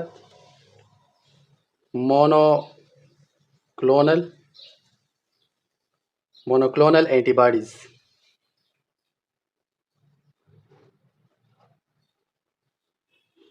याद रखें मोनोक्लोनल एंटीबॉडीज़ जो है इसको हम रिप्रेजेंट करते हैं M A capital A small B और एस, मोनोक्लोनल एंटीबॉडीज़।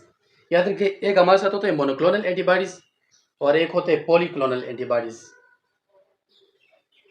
यह आप एमसीक्यूज़ के लिए याद रखिए कि मोनोक्लोनल एंटीबॉडीज़ होती है ये लैब में एंटीबॉडीज़ होती है, और इसके साथ हमारे साथ जो नेक्स्ट एंटीबॉडीज़ होती है इसको हम कहते हैं पॉलीक्लोनल एंटीबॉडीज़। क्या कहते हैं? Polyclonal antibodies. पॉलीक्लोनल जो एंटीबॉडीज़ होती है इसको हम रिप्रेजेंट करते हैं PABS से, पॉलीक्लोनल एंटीबॉडीज़।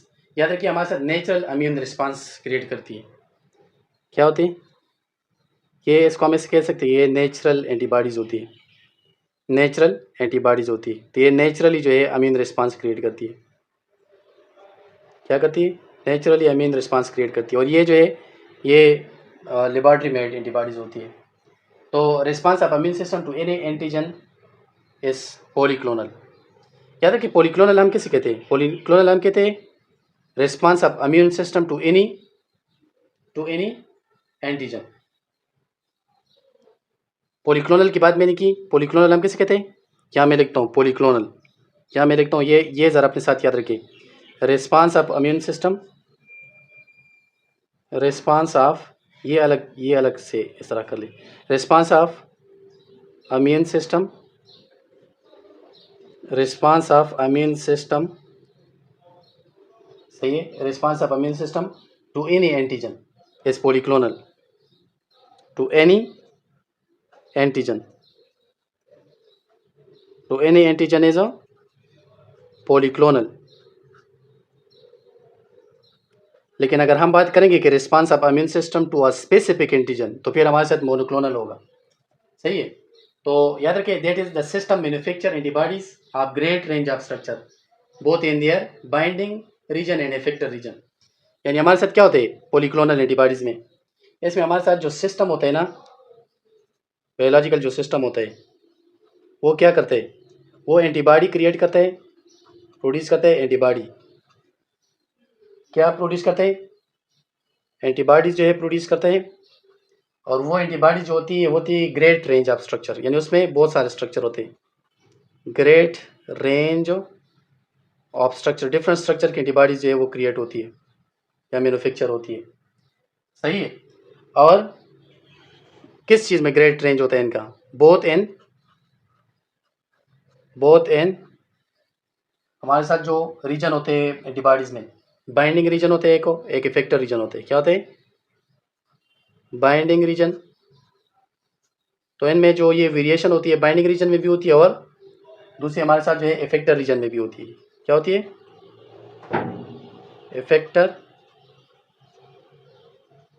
इफेक्टर रीजन में भी होती है, binding region and effector region. तो ये हमारे साथ क्या है? पॉलीक्लोनल एंटीबॉडी है। क्या है? इसको हम कहते हैं पॉलीक्लोनल एंटीबॉडी।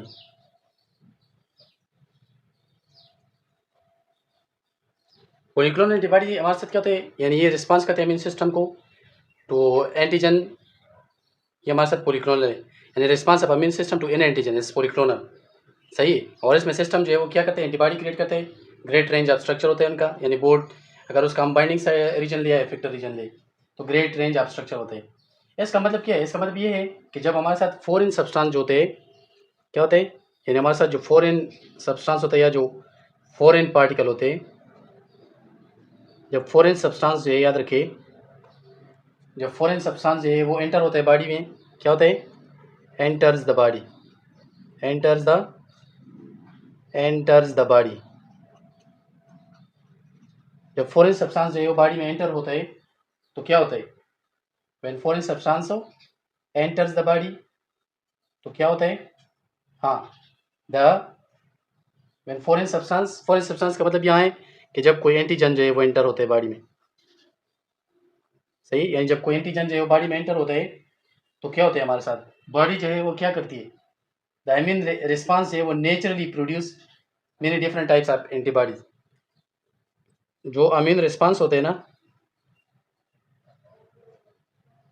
जो इम्यून रिस्पांस होता है बॉडी का, वो क्या कहते हैं, इम्यून सिस्टम जो होता है वो क्या कहते हैं, इम्यून रिस्पांस, या मैं लिख लूँगा इम्यून सिस्टम जो होता है बॉडी का, वो प्रोड्यूस कर देता है, कर देता है डिफरेंट टाइप ऑफ एंटीबॉडीज़ को, many different types of antibodies, many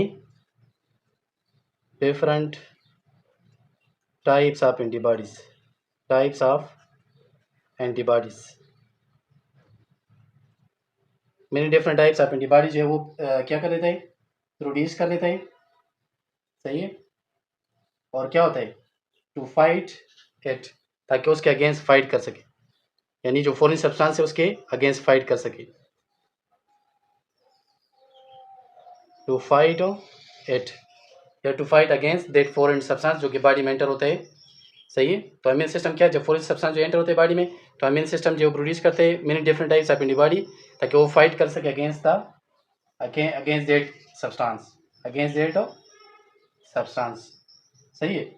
और ये क्या करते हैं, टारगेट करते हैं डिफरेंट पार्ट्स ऑफ एंटीजन को, यानी ये पॉलीक्लोनल एंटीबॉडी जो है ये क्या करते हैं, टारगेट करते हैं, हाँ, टारगेट करते हैं किस चीज़ को, डिफरेंट पार्ट्स ऑफ एंटीजन को, डिफरेंट पार्ट्स ऑफ एंटीजन को, डिफरेंट पार्ट्स ऑफ एंटीजन को, यानी एंटीजन के डिफरेंट पार्ट्स उनको क्या कर देते हैं, ये टारगेट कर देते हैं, सही है।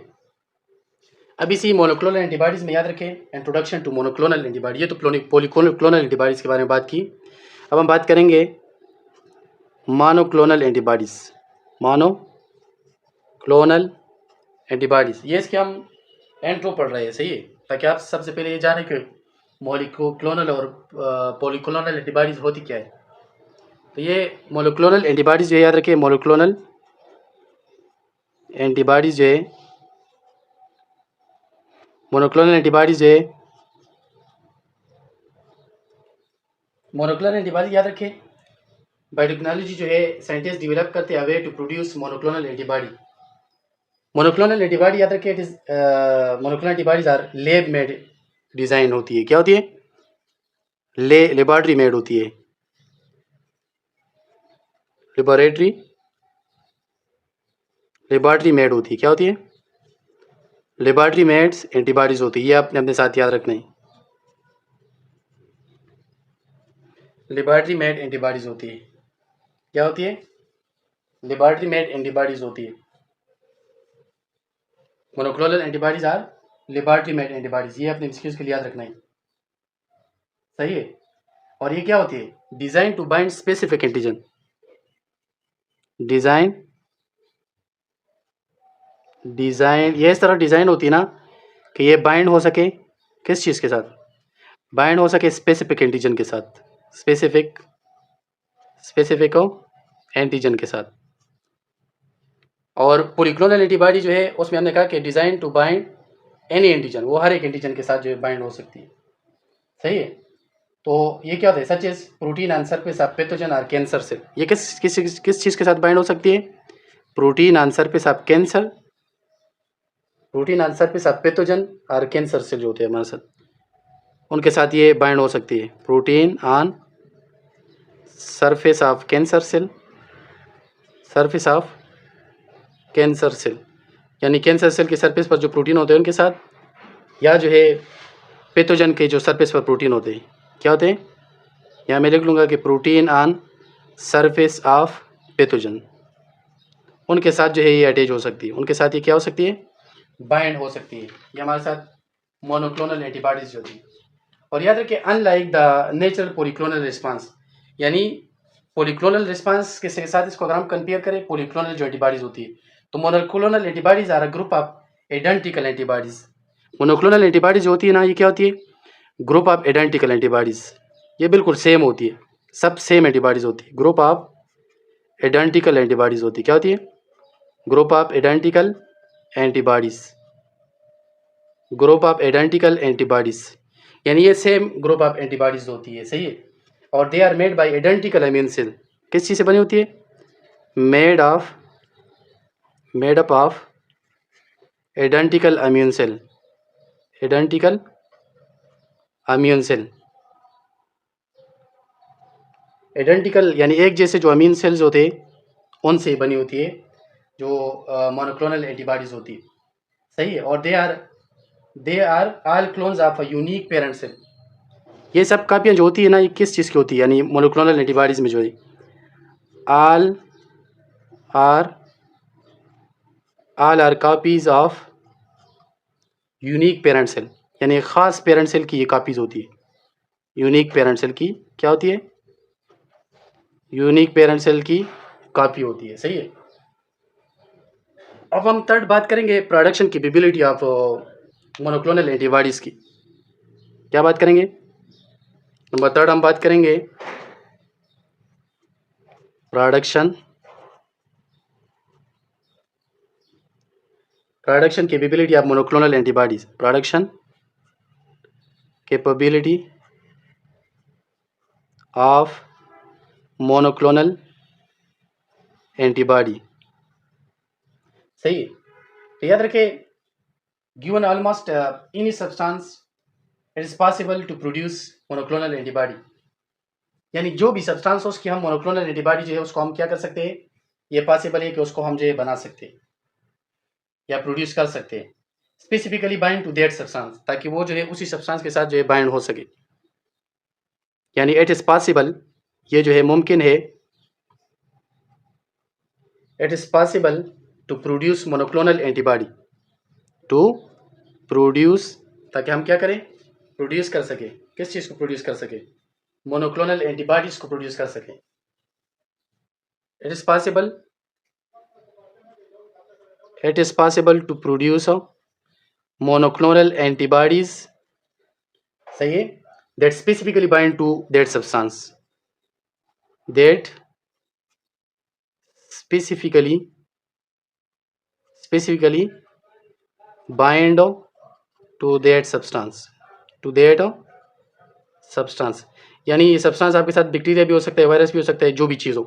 तो ये पॉसिबल है कि हम उस सब्सटेंस की जो है हम क्या करें? मोनोक्लोनल एंटीबॉडी जो है स्पेसिफिकली उसको प्रोड्यूस करें, ताकि वो स्पेसिफिकली उसी सब्सटेंस के साथ क्या हो सके? बाइंड हो सके। और they can then serve to detect or purify that substance. फिर हम क्या करते हैं? फिर जो हम क्या करते हैं? डिटेक्ट करते हैं या प्यूरिफाई करते हैं उस सब्सटेंस को। क्या करते हैं? डिटेक्ट आर प्यूरिफाई करते हैं हम किस चीज़ को? उस स्पेसिफिक सब्सटेंस को जिसके लिए हमने मोनोक्लोनल एंटीबॉडीज बनाई होती, सही है। और this has become an important tools in biotechnology, molecular biology और मेडिसिन। याद रखिए हमारे साथ जो है ये मोनोक्लोनल एंटीबॉडी जो है इंपॉर्टेंट टूल है किस चीज़ के? ये जो है बहुत ज़्यादा इंपॉर्टेंट टूल है, सही है। किस चीज़ में इंपॉर्टेंट टूल है? ये किस चीज़ में? बायोकेमिस्ट्री में, सही है, बायोकेमिस्ट्री में। इसके अलावा जो है मॉलिक्यूलर बायोलॉजी जो है उसमें, बायोकेमिस्ट्री में, मॉलिक्यूलर बायोलॉजी में, सही है। और इसके अलावा जो है मॉलिक्यूलर बायोलॉजी के अलावा मेडिसिन में, इसमें जो है इंपॉर्टेंट टूल के तौर पर इस्तेमाल होती है मोनोक्लोनल एंटीबॉडीज़, सही है। अच्छा, अब हमारा जो मेन टॉपिक है ना, जो सिलेबस में इंक्लूड है, उसके बारे में बात करते हैं, यानी use of monoclonal antibody in disease diagnosis. Use of monoclonal antibodies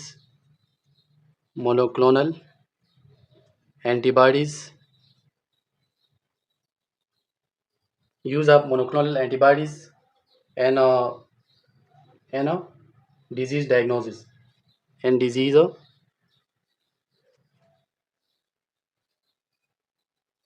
diagnosis। याद रखिए डिजीज़ डायग्नोसिस में हम यानी बीमारियों की तशखीस में हम मोनोक्लोनल एंटीबॉडीज़ का किस तरह इस्तेमाल करते हैं। तो याद रखें disease diagnosis monoclonal antibodies are used to detect these antigens and clinical sample। याद रखिए हमारे साथ जो है जो डिजीज़ डायग्नोज होती है, एक मक्खी जो है ना इसने मुझे तंग किया हुआ है। याद रखिए जो डिजीज़ डायग्नोज होती है डिजीज़ के डायग्नोसिस में एंड डिजीज़ डायग्नोसिस, डिजीज़ की जो डायग्नोसिस होती है उसमें हमारे साथ मोनोक्लोनल एंटीबॉडीज़ यूज़ होती है। क्या होती है? मोनोक्लोनल एंटीबॉडीज़ जो है यूज़ होती है। Monoclonal antibodies are used. सही है। और ये किस तरह जो डिटेक्ट करती है? याद रखिए ये जो मोनोक्लोनल एंटीबॉडीज़ होती है ना, ये क्या करती है? डिटेक्ट करती है किस चीज़ को? डिटेक्ट करती है एंटीजन को। और एंटीजन को कहाँ डिटेक्ट करती है? याद रखिए ये क्लिनिकल जो सैंपल होते हैं हमारे साथ, क्या होते हैं? जो क्लिनिकल सैंपल्स होते हैं, क्लिनिकल सैंपल्स जो होते हैं। और सैंपल किस चीज़ के होते हैं? ब्लड के हो सकते हैं। किस चीज़ के हो सकते हैं? ये आपके साथ ब्लड के हो सकते हैं। इसके अलावा टिश्यू के हो सकते हैं बायोप्सी में। इसके अलावा जो है हमारे साथ ये हो सकते हैं बॉडी जो फ्लूइड्स होती है, प्लाज्मा वगैरह जो होती है, ब्लडी फ्लूइड्स वगैरह जो होते हैं उसके सैंपल हो सकते हैं।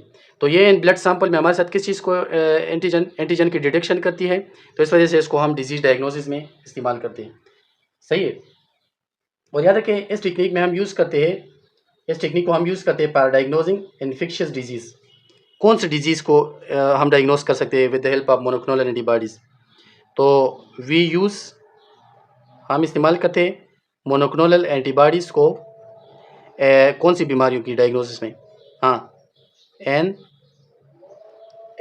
Infectious disease, in diagnosing of infectious disease, and diagnosing of infectious disease, and diagnosing of infectious disease.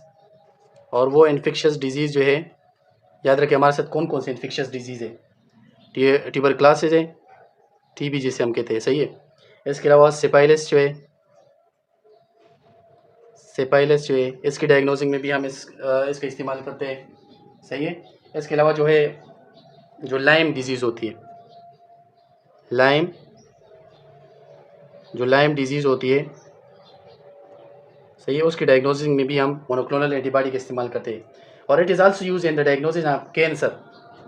ये मोनोक्लोनल एंटीबॉडी जो है आल्सो यूज एन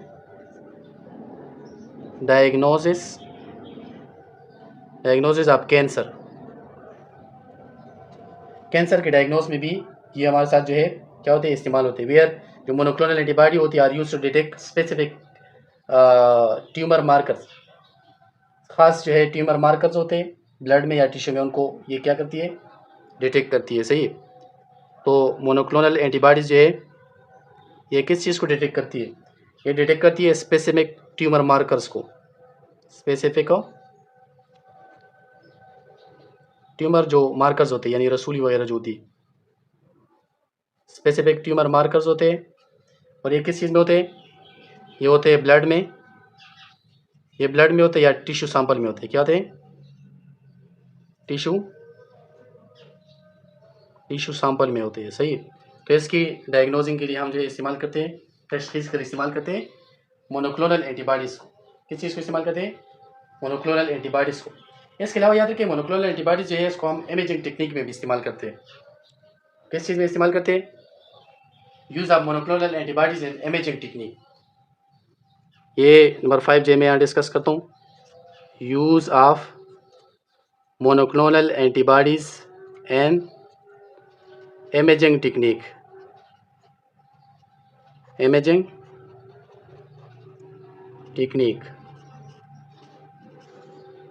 टेक्निक जो है उसमें भी हमारे साथ मोनोक्लोनल एंटीबॉडी का इस्तेमाल होता है। यानी monoclonal antibody are use in imaging technique such is. हमारे साथ जो है एक मेथड है जिसको हम कहते हैं पॉजिट्रॉन एमिशन टोमोग्राफी। क्या कहते हैं? Positron emission tomography. वेट अजान हो रही है। याद रखिए पॉजिट्रॉन एमिशन टोमोग्राफी जो है, पॉजिट्रॉन एमिशन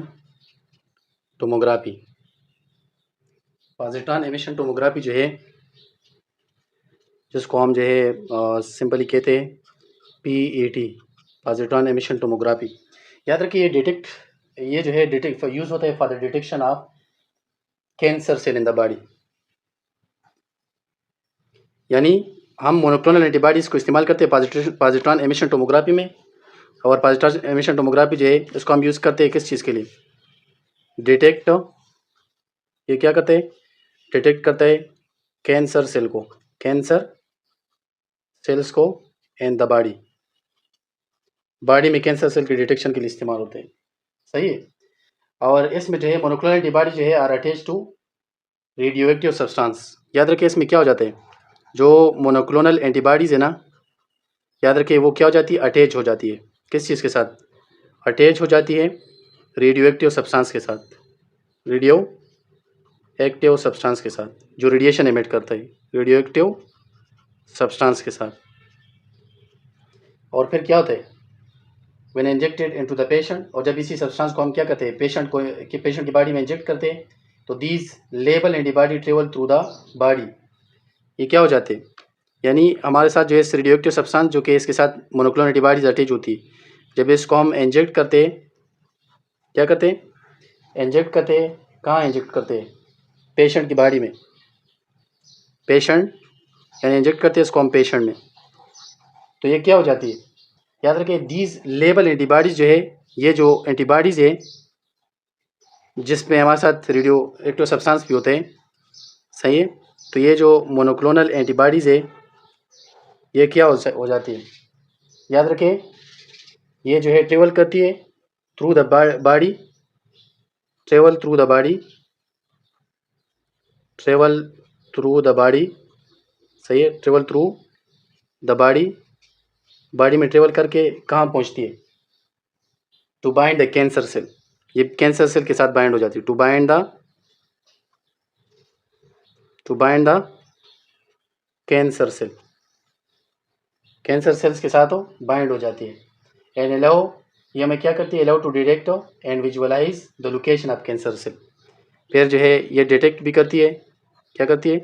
डिटेक्ट भी करती है और विजुअलाइज भी करती है, यानी हमें साफ नज़र आते हैं कौन सी चीज़? Location of cancer cell, location of cancer cell, cancer cell की जो लोकेशन होती है, लोकेशन ऑफ कैंसर सेल्स, सही, वो हमें जो है नज़र आते हैं सही से inside the body during scan.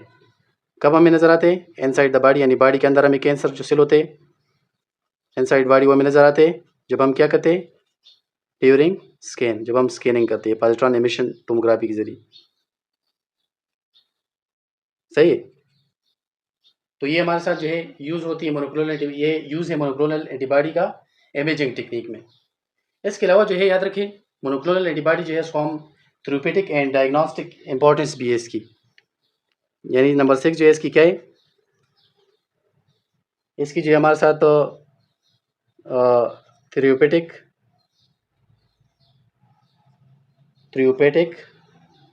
सही है, थेरेप्यूटिक है, सही है, थेरेप्यूटिक एंड डायग्नोस्टिक इंपॉर्टेंस भी है इसकी, diagnostic importance of monoclonal antibody. तो याद रखें not only can monoclonal antibody be use for diagnosing, ये न सिर्फ डायग्नोसिस के लिए नहीं इस्तेमाल होती, but it can also be use therapeutically to detect या टू प्रोटेक्ट अगेंस्ट डिजीज़। याद रखिए जो मोनोक्लोनल एंटीबॉडीज़ है ना, मोनोक्लोनल एंटीबॉडीज़ जो है not only use for diagnosis, not only use for diagnosis,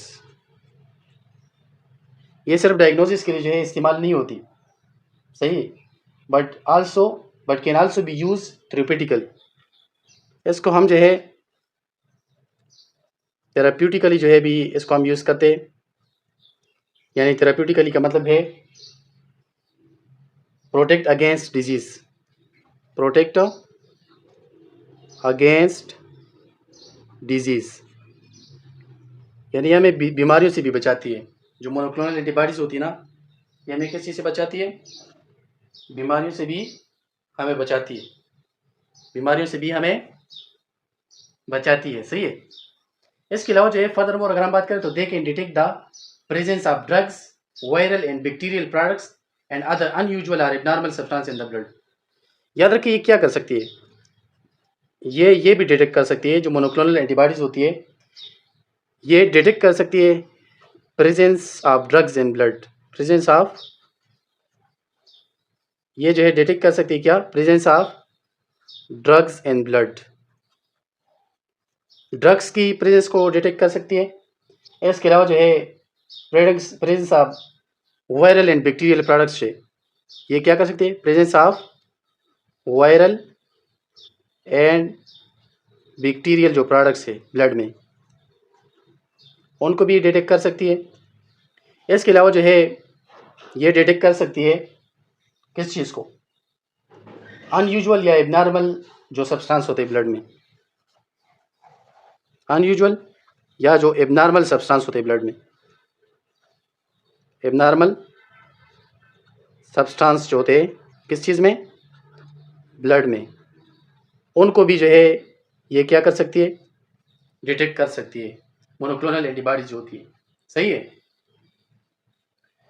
अब हम बात करते हैं production of monoclonal antibodies. Monoclonal antibodies को जो है हम किस तरह प्रोड्यूस करते हैं, इसकी प्रोडक्शन हम किस तरह करते हैं। सही है। Production of monoclonal antibodies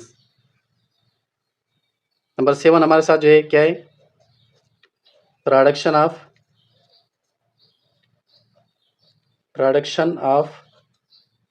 monoclonal antibodies, monoclonal antibodies.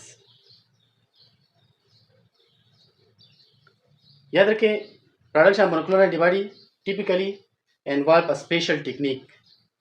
इसके लिए हमारे साथ एक स्पेशल टेक्निक इस्तेमाल होता है। क्या इस्तेमाल होता है, एक स्पेशल टेक्निक इस्तेमाल होते हैं। इसमें हम क्या करते हैं, जो मोनोक्लोनल एंटीबॉडीज होती है ना, मेड बाय फ्यूजिंग माइलोमा, यानी माइलोमा सेल जो हमारे जो कैंसरियस बी लिम्फोसाइट्स होते हैं with spleen cell from mouse.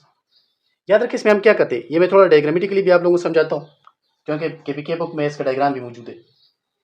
सही है। और इसको थ्योरेटिकली भी आप लोगों को समझाता हूँ। यानी इसमें हम ऐसा करते हैं ना कि जो मोनोक्लोनल एंटीबॉडीज होती है ना, इसको हम क्या करते हैं, इसको हम बनाते हैं, are made by fusing myeloma cells. इसको हम किस तरह बनाते हैं, made by fusing myeloma cell, fusing myeloma cell जो हमारे साथ होते हैं। याद रखिए ये माइलोमा सेल क्या है, what are myeloma cells, what are myeloma. याद रखिए माइलोमा सेल जो है होते हैं ये हमारे साथ होते हैं कैंसरियस बी लिम्फोसाइट सेल्स होते हैं। क्या होते हैं, ये होते हैं कैंसरियस बी लिम्फोसाइट सेल्स होते हैं, कैंसरियस बी लिम्फोसाइट्स सेल्स होते हैं। और याद रखिए जो माइलोमा सेल होते हैं कैंसरियस बी लिम्फोसाइट सेल, इनको हम क्या करते हैं, इनको हम जो है फ्यूज कर देते हैं, यानी इनको हम मिक्स कर देते हैं विद स्प्लीन सेल। किस चीज़ के साथ, इन माइलोमा सेल को हम फ्यूज कर देते हैं विद स्प्लीन जो हमारे साथ सेल होते हैं, यानी पित्ते वाले सेल जो होते हैं, स्प्लीन जो सेल्स होते हैं उनके साथ। और याद रखिए ये जो स्प्लीन सेल्स होते हैं इनको हम कहाँ से लेते हैं, इनको हम लेते हैं माउस, चूहे से लेते हैं। सही है। That is be immunise with desire antigen. और याद रखिए ये इम्यूनाइज हो जाते हैं किस चीज़ के साथ, यानी इनमें इम्यूनिटी क्रिएट हो जाती है इन सेल्स में। ये इम्यूनाइज सेल होते हैं विद, हाँ, with desire antigen, with desire antigen. इनमें अपना एक खास एंटीजन भी होता है। सही है। अब याद रखिए जब हम जो है माइलोमा सेल को जो है वो स्प्लीन सेल के साथ हम फ्यूज कर देते हैं, तो ये जो फ्यूजन होती है ये क्रिएट करती है हाइब्रिडोमल सेल। क्या पैदा करती है, हाइब्रिडोमा सेल जो है क्रिएट करती है। सही है। तो दिस फ्यूजन, ये जो फ्यूजन होती है, दिस फ्यूजन, ये फ्यूजन हमारे साथ क्या बनाती है, this fusion create hybridoma cell, this fusion create hybridoma cell. Hybridoma hybridoma cells. ये फ्यूजन जो है ये हाइब्रिडोमा सेल क्रिएट करती है। क्या क्रिएट करती है? That can both divide indefinitely like cancer cells and produce the desired antibody like spleen cells। ये आपके साथ क्या होता है? इसको जो है हम ये फिर डिवाइड होती है indefinitely like cancer cell। सही है? क्या होती है? Divide indefinitely। सही है? यानी ये जो दोनों सेल होते हैं, बोथ सेल जो होते हैं क्या हो जाते हैं? Both divide. यानी हाइब्रिडो में हमारे साथ टू टाइप सेल होते हैं ना, एक होते हैं के माइलोमा सेल और एक होते स्प्लीन सेल। अच्छा, तो याद रखिए क्या होता है हमारे साथ, बोथ जो है डिवाइड होते हैं इंडिफिनिटली। क्या होते हैं? डिवाइड होते हैं इंडिफिनिटली। सही है? लाइक स्प्लीन सेल हमारे साथ जो है। सही है? और क्या करते हैं? प्रोड्यूस करते हैं डिज़ायर एंटीबॉडीज़। क्या करते हैं? प्रोड्यूस करते desired antibodies. Desire antibodies produce करते लाइक विच सेल? सॉरी, ये जो है डिवाइड होता है इंडिफिनिटली लाइक कैंसरियस सेल या कैंसर सेल। सही है? और डिवाइड करता है प्रोड्यूस करता है desire antibodies like spleen cell. सही है? Spleen cells. और याद रखिए जो टेक्निक यूज़ होता है हाइब्रिड सेल की प्रोडक्शन के लिए या हाइब्रिड सेल की क्रिएशन के लिए, तो उसको हम कहते हैं सोमेटिक सेल हाइब्रिडाइजेशन। इस टेक्निक को हम क्या कहते हैं? सोमेटिक सेल मीन जो बॉडी में सेल मौजूद होते हैं। सही है? Somatic cell hybridisation. हाइब्रिडाइजेशन याद रखें हम कैसे कहते हैं? हाइब्रिडाइजेशन जो है ये हम कहते हैं मिक्सिंग। यानी इसमें हमने कौन से सेल को मिक्स किया, फ्यूज़ किया? टू सेल थे हमारे साथ, एक था माइलोमा सेल जो कि कैंसरियस बी लिम्फोसाइट से, और एक हमने स्प्लीन सेल लिए माउस से। सही है? याद रखिए इसको थोड़ा मैं डायग्रामेटिकली आपको एक्सप्लेन करता हूँ। सबसे पहले हम इसमें क्या कर लेते हैं, इसमें हम जो है स्प्लीन सेल ले लेते हैं माउस से। फिर इसके ये हमारे साथ माउस है यहाँ, ये थोड़ा सा डायग्राम बना देता हूँ आप लोगों को। इसमें हम क्या कर लेते हैं, सबसे पहले जो है ये हमारे साथ फ़र्ज़ क्या माउस है, वैसे रफ डायग्राम बना देता हूँ। ये क्या है? This is mouse. ये माउस है। तो माउस से हम जो है क्या ले लेते? स्प्लीन सेल ले लेते।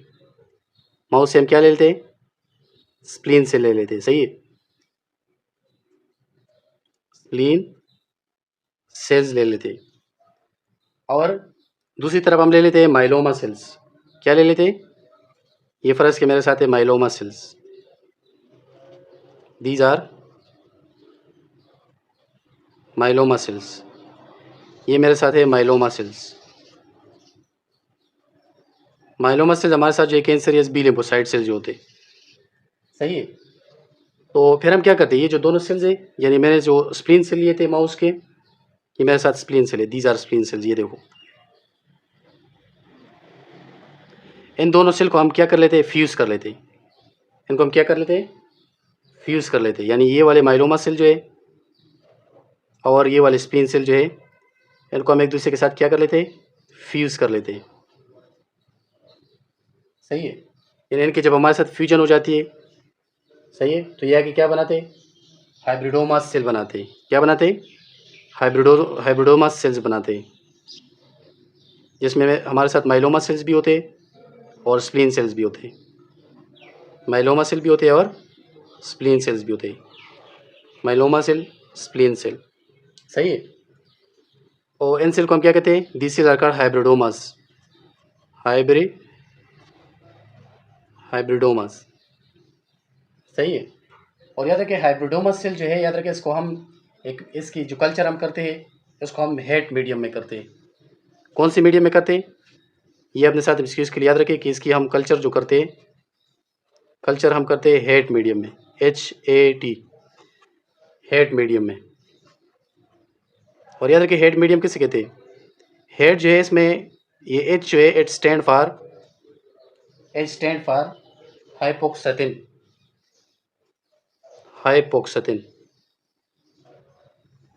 सही है। और इसमें ये ए जो है ए स्टैंड फॉर अमीनोप्टेरिन। ये क्या है? Aminopterin. And in head medium T stand for, ये टी जो है ये इस्तेमाल होता है थाइमेडिन के लिए। किस चीज़ के लिए? थाइमेडिन के लिए।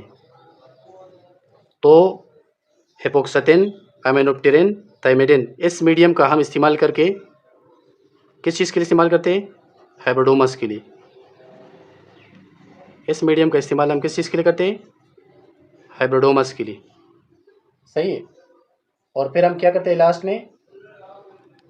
लास्ट में हम जो है जब इसकी ये फ्यूजन सब चीज़ें हो जाती है, यानी हमारे साथ जो है क्या हो जाती है? माइलोमा और ये सेल जो है, माइलोमा और स्प्लीन सेल जो है, इससे हमारे साथ लास्ट में क्या निकलता है?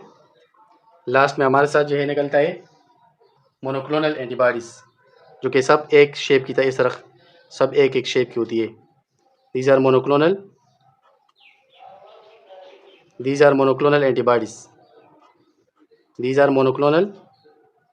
एंटीबॉडीज़। ये हमारे साथ क्या है? मोनोक्लोनल एंटीबॉडीज़ है। मोनोक्लोनल एंटीबॉडीज़ है। सही है। So these are monoclonal antibodies.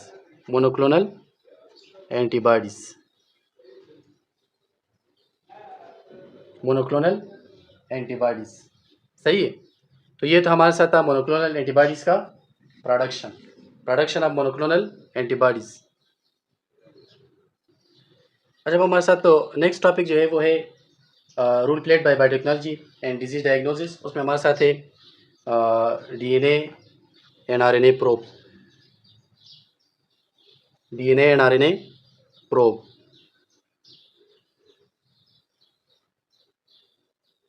DNA या RNA probe. DNA RNA probes. याद रखें प्रोब्स क्या होता है?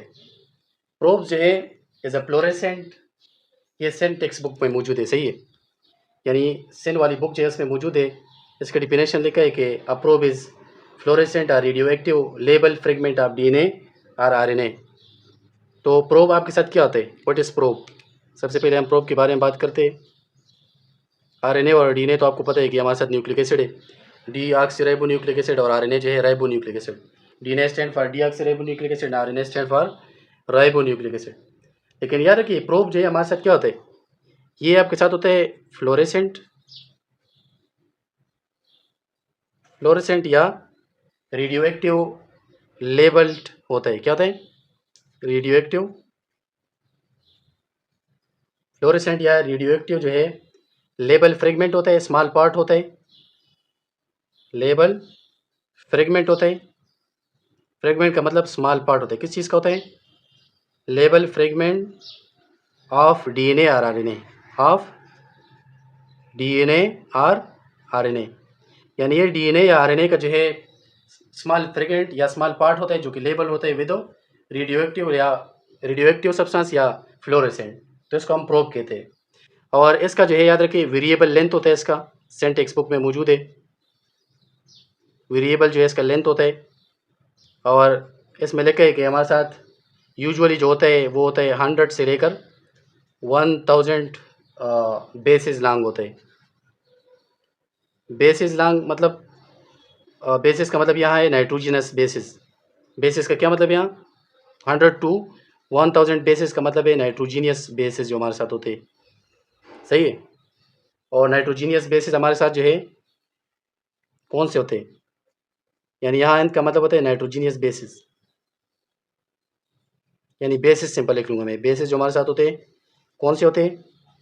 हाँ, 8 कॉलेज, ये वाले फॉर्मूला के साथ यह था कि 8 girls college, eight girls college and university. ये हमारे साथ जो होते हैं कौन सा होता है, एडेनिन होता है, adenine, A stand for adenine. इसके अलावा थायमिन होता है, इसके अलावा गुआनिन होता है, इसके अलावा साइटोसिन होता है और यूरासिल होता है। सही है। तो याद रखिए हमारे साथ जो है क्या है, बेसिस है। तो इसमें हमारे साथ 100 से लेकर 1000 तक बेसिस होते हैं, 100 से लेकर 1000 तक बेसिस होते हैं। सही है। और याद रखिए बलूचिस्तान टेक्स्ट बुक जो है उसमें भी सेम टू सेम यही बात लिखी है, लेकिन KPK टेक्स्ट बुक जो है उसमें लिखा है कि probes are small molecule design to bind to specific DNA और RNA सीक्वेंस। जो KPK टेक्स्ट बुक है ना इसमें लिखा है कि प्रोब्स आर स्मॉल मॉलिक्यूल।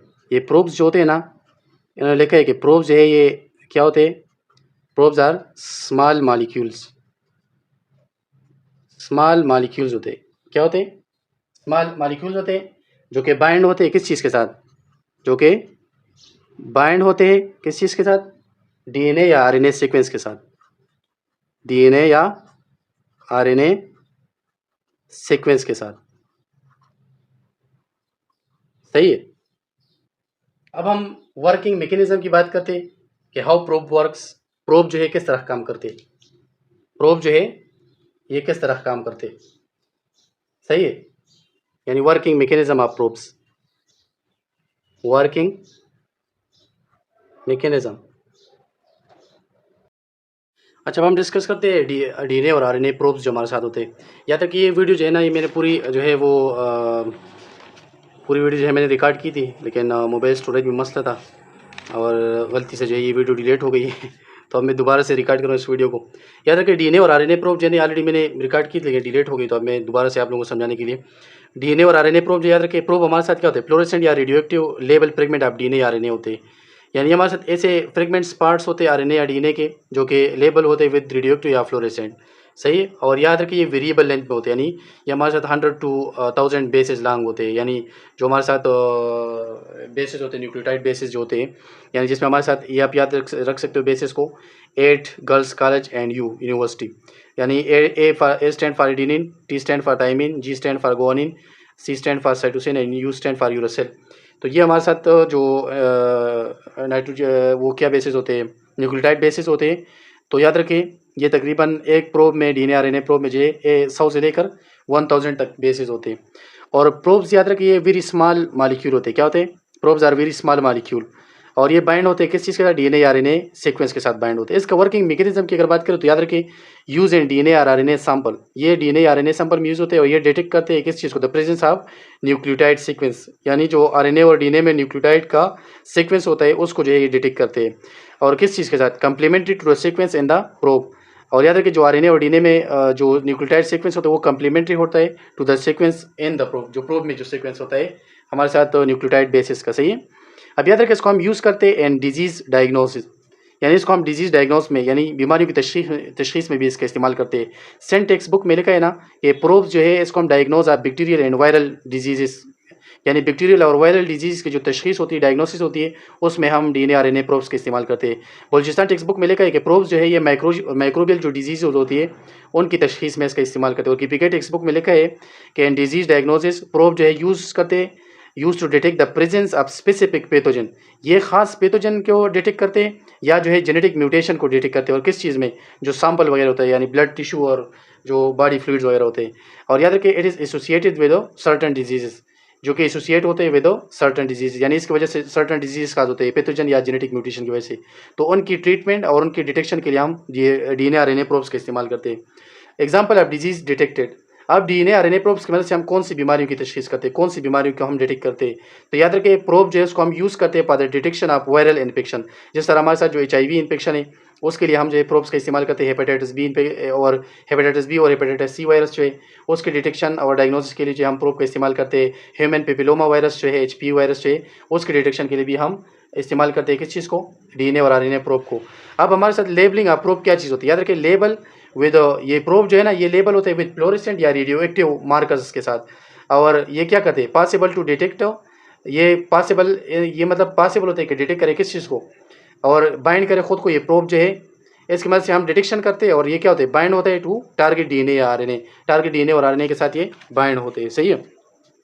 और याद रखिए it is a quick and accurate detection. Probes जो है इसको हम इस्तेमाल करते हैं क्विक एंड एक्यूरेट डिटेक्शन के लिए, यानी it allow quick and accurate detection of pathogen या जेनेटिक म्यूटेशन। यानी ये हमें जो है क्विक और एक्यूरेट डिटेक्शन देता है पैथोजन माइक्रो ऑर्गेनिज्म का या जो है जेनेटिक म्यूटेशन का, यानी जीन सीक्वेंस में जो चेंजेस आते हैं इसको हम जेनेटिक म्यूटेशन कहते हैं। म्यूटेशन हम कैसे कहते हैं, जीन सीक्वेंस में जो चेंजेस आते हैं, जीन सीक्वेंस में जो चेंजेस आते हैं उसको हम जेनेटिक म्यूटेशन कहते हैं। और ये हम किस चीज़ से, जेनेटिक म्यूटेशन और जो पैथोजन है उसको हम किस चीज़ से डिटेक्ट करते हैं, इसको हम ब्लड यानी क्लिनिकल सैंपल जो होते हैं, यानी ब्लड वगैरह जो होते हैं, टिश्यू जो होते हैं, यूरिन वगैरह जो होते हैं, उससे हम इसको वो करते लेते हैं। सही है।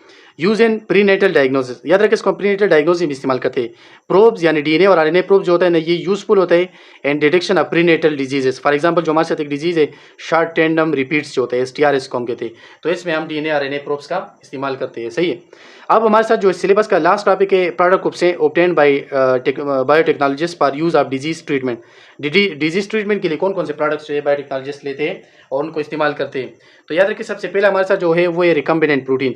रिकम्बिनेंट प्रोटीन जो है इसमें हमारे साथ क्या होता है, प्रोडक्शन ऑफ प्रोटीन होता है बाय रिकम्बिनेंट डीएनए टेक्नोलॉजी। ये आपने एमसीक्यूज़ के लिए याद रखना है, एमसीक्यूज़ के लिए बहुत इंपॉर्टेंट है कि रिकम्बिनेंट डीएनए टेक्नोलॉजी की मदद से हम क्या करते हैं, रिकम्बिनेंट प्रोटीन जो है उसको हम बनाते हैं। और ये इस्तेमाल होता है, आपको पता है प्रोटीन जो है इस्तेमाल होते हैं फॉर ट्रीटमेंट ऑफ डायबिटीज़, यानी डायबिटीज़ जो है इंसुलिन हमारे साथ जो है एक प्रोटीनिशियस जो है हार्मोन है, इस तरह ग्रोथ हार्मोन डिफिशियंसी जो है ग्रोथ हार्मोन वो भी प्रोटीनिशियस हार्मोन है। इस तरह एनीमिया जो है ब्लड डिफिशियंसी उसको भी हम केयर करते हैं, उसकी भी ट्रीटमेंट करते हैं हम रिकम्बिनेंट प्रोटीन की मदद से। दूसरा हमारे साथ जो है मोनोक्लोनल एंटीबॉडीज़ है। याद रखिए ये आपको पता है कि ये ऑलरेडी मैंने आपको बताया कि ये हमारे साथ लेबॉरेटरी मेड एंटीबॉडीज़ होती है, यानी इसको हम लेबॉरेटरीज में बनाते हैं। सही है। और याद रखिए ये क्या करती है, टारगेट करती है स्पेसिफिक एंटीजन को। सही है।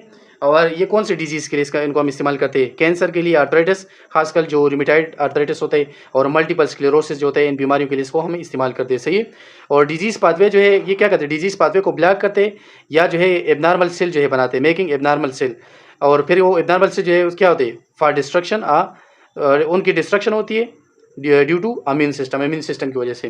थर्ड हमारे साथ जो प्रोडक्ट है बायोटेक्नोलॉजिकल प्रोडक्ट है वो है वैक्सीन। वैक्सीन जो है याद रखें प्रोडक्शन ऑफ वैक्सीन जो है होती है रिकम्बिनेंट डीएनए टेक्नोलॉजी की मदद से, और ये स्टिमुलेट करते हैं, आप लोगों को पता है इम्यून सिस्टम को स्टिमुलेट करते हैं और प्रोवाइड करते हैं प्रोटेक्शन अगेंस्ट डिजीजेस, यानी बहुत सारी बीमारियों के खिलाफ जो है ये क्या करते हैं, बॉडी को प्रोटेक्ट करते हैं। जिसमें हमारे साथ इन्फ्लुएंजा जिसको हम फ्लू वायरस कहते हैं, हेपेटाइटिस बी वायरस है, ह्यूमन पेपिलोमा वायरस है और बहुत सारे और भी वायरसेज है।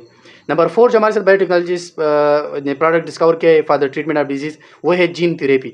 जीन थेरेपी में हम क्या करते हैं, याद रखिए जीन थेरेपी कहते हैं रिप्लेस या रिपेयर डिफेक्टिव जीन, यानी जो जीन काम का नहीं होता ना उसकी जगह हम एक दूसरा जीन वो रिपेयर कर देते हैं या रिप्लेस कर देते हैं। और याद रखिए जेनेटिक डिसऑर्डर की ट्रीटमेंट जो होती है ना उसको हम जीन थेरेपी की मदद से करते हैं। जितनी भी जेनेटिकल डिजीज़ है ना उसकी ट्रीटमेंट हम जीन थेरेपी की मदद से करते हैं। और उसमें हमारे साथ सिस्टिक फिब्रोसिस है, सिस्टिक हम कहते हैं फ्लूइड फिल्ड सेक को, और फिब्रोसिस कहते हैं स्कियर। सही है। तो इसमें हमारे साथ जो म्यूकस और स्वीट ग्लैंड्स होते हैं ना वो खासकर इफेक्ट होते हैं सिस्टिक फिब्रोसिस में। सही है। तो याद रखिए इसमें हमारे साथ जो जीन थेरेपी इसके दो तरीके होते हैं, एक एक्स वाइवो होता है, एक एन वाइवो होता है। एक्स वाइवो में हमारे साथ जो जीन होते हैं ना उसको हम इंसर्ट करते हैं an to the cell outside the body, यानी इसको हम ऐसे सेल में इंसर्ट करते हैं जो कि आउटसाइड द बॉडी होता है। क्या होते हैं, आउटसाइड द बॉडी होता है। और जो एन वाइवो होता है उसमें हम जीन को इंसर्ट करते हैं into a cell genome inside the body, ये सेल जीनोम जो होता है इन साइड द बॉडी होता है। फिर जो हमारे साथ है वो है स्टेम सेल थेरेपी। याद रखिए स्टेम सेल थेरेपी जो है इसका अपना मैकेनिज्म है वो यहाँ डिस्कस नहीं करते, लेकिन ये हमारे साथ पार्किंसन डिजीज़ के ट्रीटमेंट में इस्तेमाल होते हैं, स्पाइनल कार्ड इंजरीज में इस्तेमाल होते हैं, डायबिटीज़ वगैरह में इस्तेमाल होते हैं। याद रखिए ये स्टेम सेल जो होते हैं ना ये डिफ्रेंशिएट होते हैं इनटू वेरियस स्पेशलाइज सेल। सही है। और वो फिर क्या करते हैं, वो टिश्यू रिपेयर करते हैं या रिजनरेशन करते हैं, टिश्यू रिपेयर को हम रिजनरेशन भी कहते हैं। सही है। और नंबर 6 बायोटेक्नोलॉजिकल प्रोडक्ट जो है वो है ह्यूमन इंसुलिन। तो इंसुलिन जो है ये हमारे साथ हार्मोन है, इसको हम बनाते हैं थ्रू रिकम्बिनेंट डीएनए टेक्नोलॉजी, और ये यूज़ होते हैं for the treatment of diabetes mellitus. Diabetes mellitus जो है उसके लिए इस्तेमाल होता है। और ये क्या करते हैं, रेगुलेट करते हैं ब्लड ग्लूकोज लेवल को। सही है। ब्लड ग्लूकोज लेवल को क्या करते हैं, रेगुलेट करते हैं। सही, ह्यूमन इंसुलिन हार्मोन जो है। नंबर 7 जो हमारे साथ प्रोडक्ट है वो है ह्यूमन ग्रोथ हार्मोन, जिसको हम सोमेटोट्रोपिन भी कहते हैं।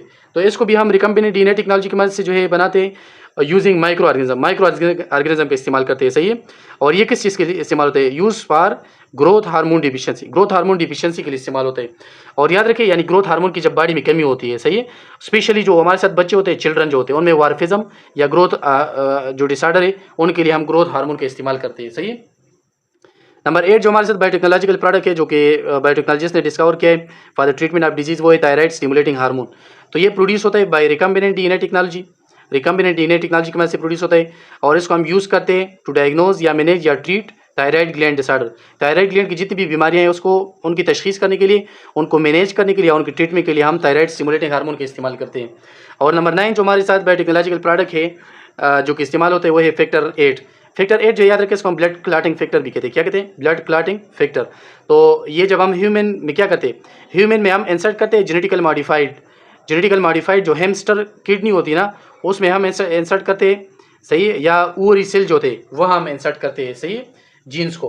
तो पहले क्या होता है, उसको हम कल्चर करते हैं फर्मेंटर में। फर्मेंटर जो है in the absence of oxygen उसकी हम कल्चर करते हैं, सही है। और वो क्या करते हैं, वो सेल जो है ये हैमस्टर किडनी के जो सेल है और ओवरी सेल जो है ये कॉन्स्टेंटली प्रोड्यूस करते हैं फैक्टर 8 को। और फैक्टर 8 जो है इसको फिर हम क्या करते हैं, एक्सट्रैक्ट करते हैं और प्यूरीफाई करते हैं, यानी एक्सट्रैक्शन इसकी करते हैं, इसको निकाल लेते हैं, इसको प्यूरीफाई कर लेते हैं। और फिर ये यूज़ होता है हेमोपीलिया जो पेशेंट होते हैं, यानी वो पेशेंट जिनके वाउंड से ज़ख़म जब वो छोटी सी चोट लग जाए उनको, तो उनकी अनकंट्रोल ब्लीडिंग होती है, बहुत ज़्यादा खून उनसे बहता है, सही। तो इनके लिए फिर हम इसका इस्तेमाल करते हैं। पहले हम क्या करते थे, पहले हम जो है ब्लड डोनेट करते थे ऐसे पेशेंट को, यानी जिनको हेमोपीलिया होता था, लेकिन उनमें खतरा होता था इन्फेक्शन का, HIV इन्फेक्शन का। यानी जब हम ब्लड डोनेट करते हैं तो उसमें जब उसकी प्रॉपर स्क्रीनिंग नहीं होती ब्लड की, तो उसमें क्या होता है, उसमें जो है HIV का खतरा होता है कि HIV जो है वो एक हेल्दी पर्सन को जो है वो लग सकता है, सही। 10 हमारे साथ जो बायोटेक्नोलॉजिकल प्रोडक्ट है वो है एडेनोसिन डी अमाइनेज, जिसको हम ADA कहते हैं। क्या कहते हैं? ADA कहते हैं। तो जेनेटिकली मॉडिफाइड इंसेक्ट जो है, जिस तरह हमारे साथ लार्वा जो है इसको हम इसके जरिए प्रोड्यूस करते हैं। जेनेटिकली मॉडिफाइड इंसेक्ट खासकर लार्वा जो है, केबेज लूपर जो है, या इसको हम मोथ कैटरपिलर, ये वाले जो इंसेक्ट्स है इसकी मदद से हम इसको तैयार करते हैं, एडेनोसिन डी अमाइनेज को, सही। और ये यूज़ होता है for the treatment of diseases. कौन सी diseases? Severe combined immuno deficiency diseases. ये हमारे साथ एक बीमारी severe combined immuno deficiency diseases, इसको हम कहते हैं SCID। इस डिजीज़ में इसका इस्तेमाल होता है। इसके अलावा जो है नंबर 11 जो हमारे साथ प्रोडक्ट है ह्यूमन एंटी थ्रोम्बिन जो है, ये प्रोड्यूस होता है बाय ट्रांसजेनिक गोट्स। ट्रांसजेनिक जो गोट्स होते हैं, बकरियाँ जो होती है, याद रखिए ये उनके कहाँ होते हैं, ये उनके मिल्क से सीक्रेट होता है, सीक्रेटेड इन मिल्क। और इसको हम यूज़ करते हैं for the abnormal blood clotting, यानी जब ब्लड क्लॉटिंग जो है वो एबनॉर्मली होता है तो उसके लिए हम जो है एंटी थ्रोम्बिन का इस्तेमाल करते हैं।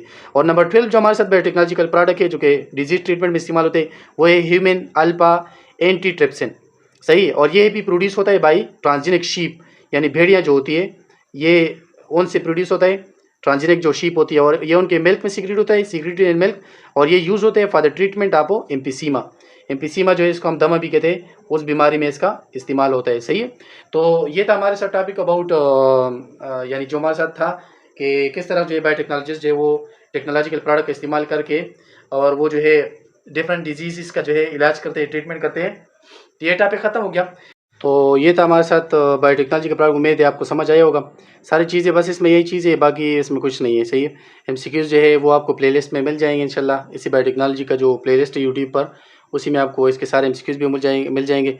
और बस मुझे अपनी दुआ में याद रखें। बहुत जो है मेहनत लगी है इस चैप्टर में और बहुत ज़्यादा पसीना जो है वो निकला है, क्योंकि पंखा जो है ना वो बंद करना पड़ता है, बहुत गर्मी है, आपको पता है। पंखा जब बंद होता है तो फिर जो है क्या होती है, गर्मी होती है, सही है। और एयर कंडीशन वगैरह भी नहीं है फ़िलहाल। तो बस आप कोशिश करें कि आप, उम्मीद करता हूँ कि आपको ये टॉपिक जो है सब समझ आए होंगे। कोशिश करें वीडियो को अपने फ्रेंड्स के साथ शेयर करें और यूट्यूब पर हमें सपोर्ट करें, ये चैनल को सब्सक्राइब करें, बेल आइकन को जो है उस पर भी क्लिक करें ताकि आने वाली वीडियोस की नोटिफिकेशन भी आपको मिलती रहे। मुझे अपनी दुआ में याद रखिए। वस्सलाम, थैंक यू।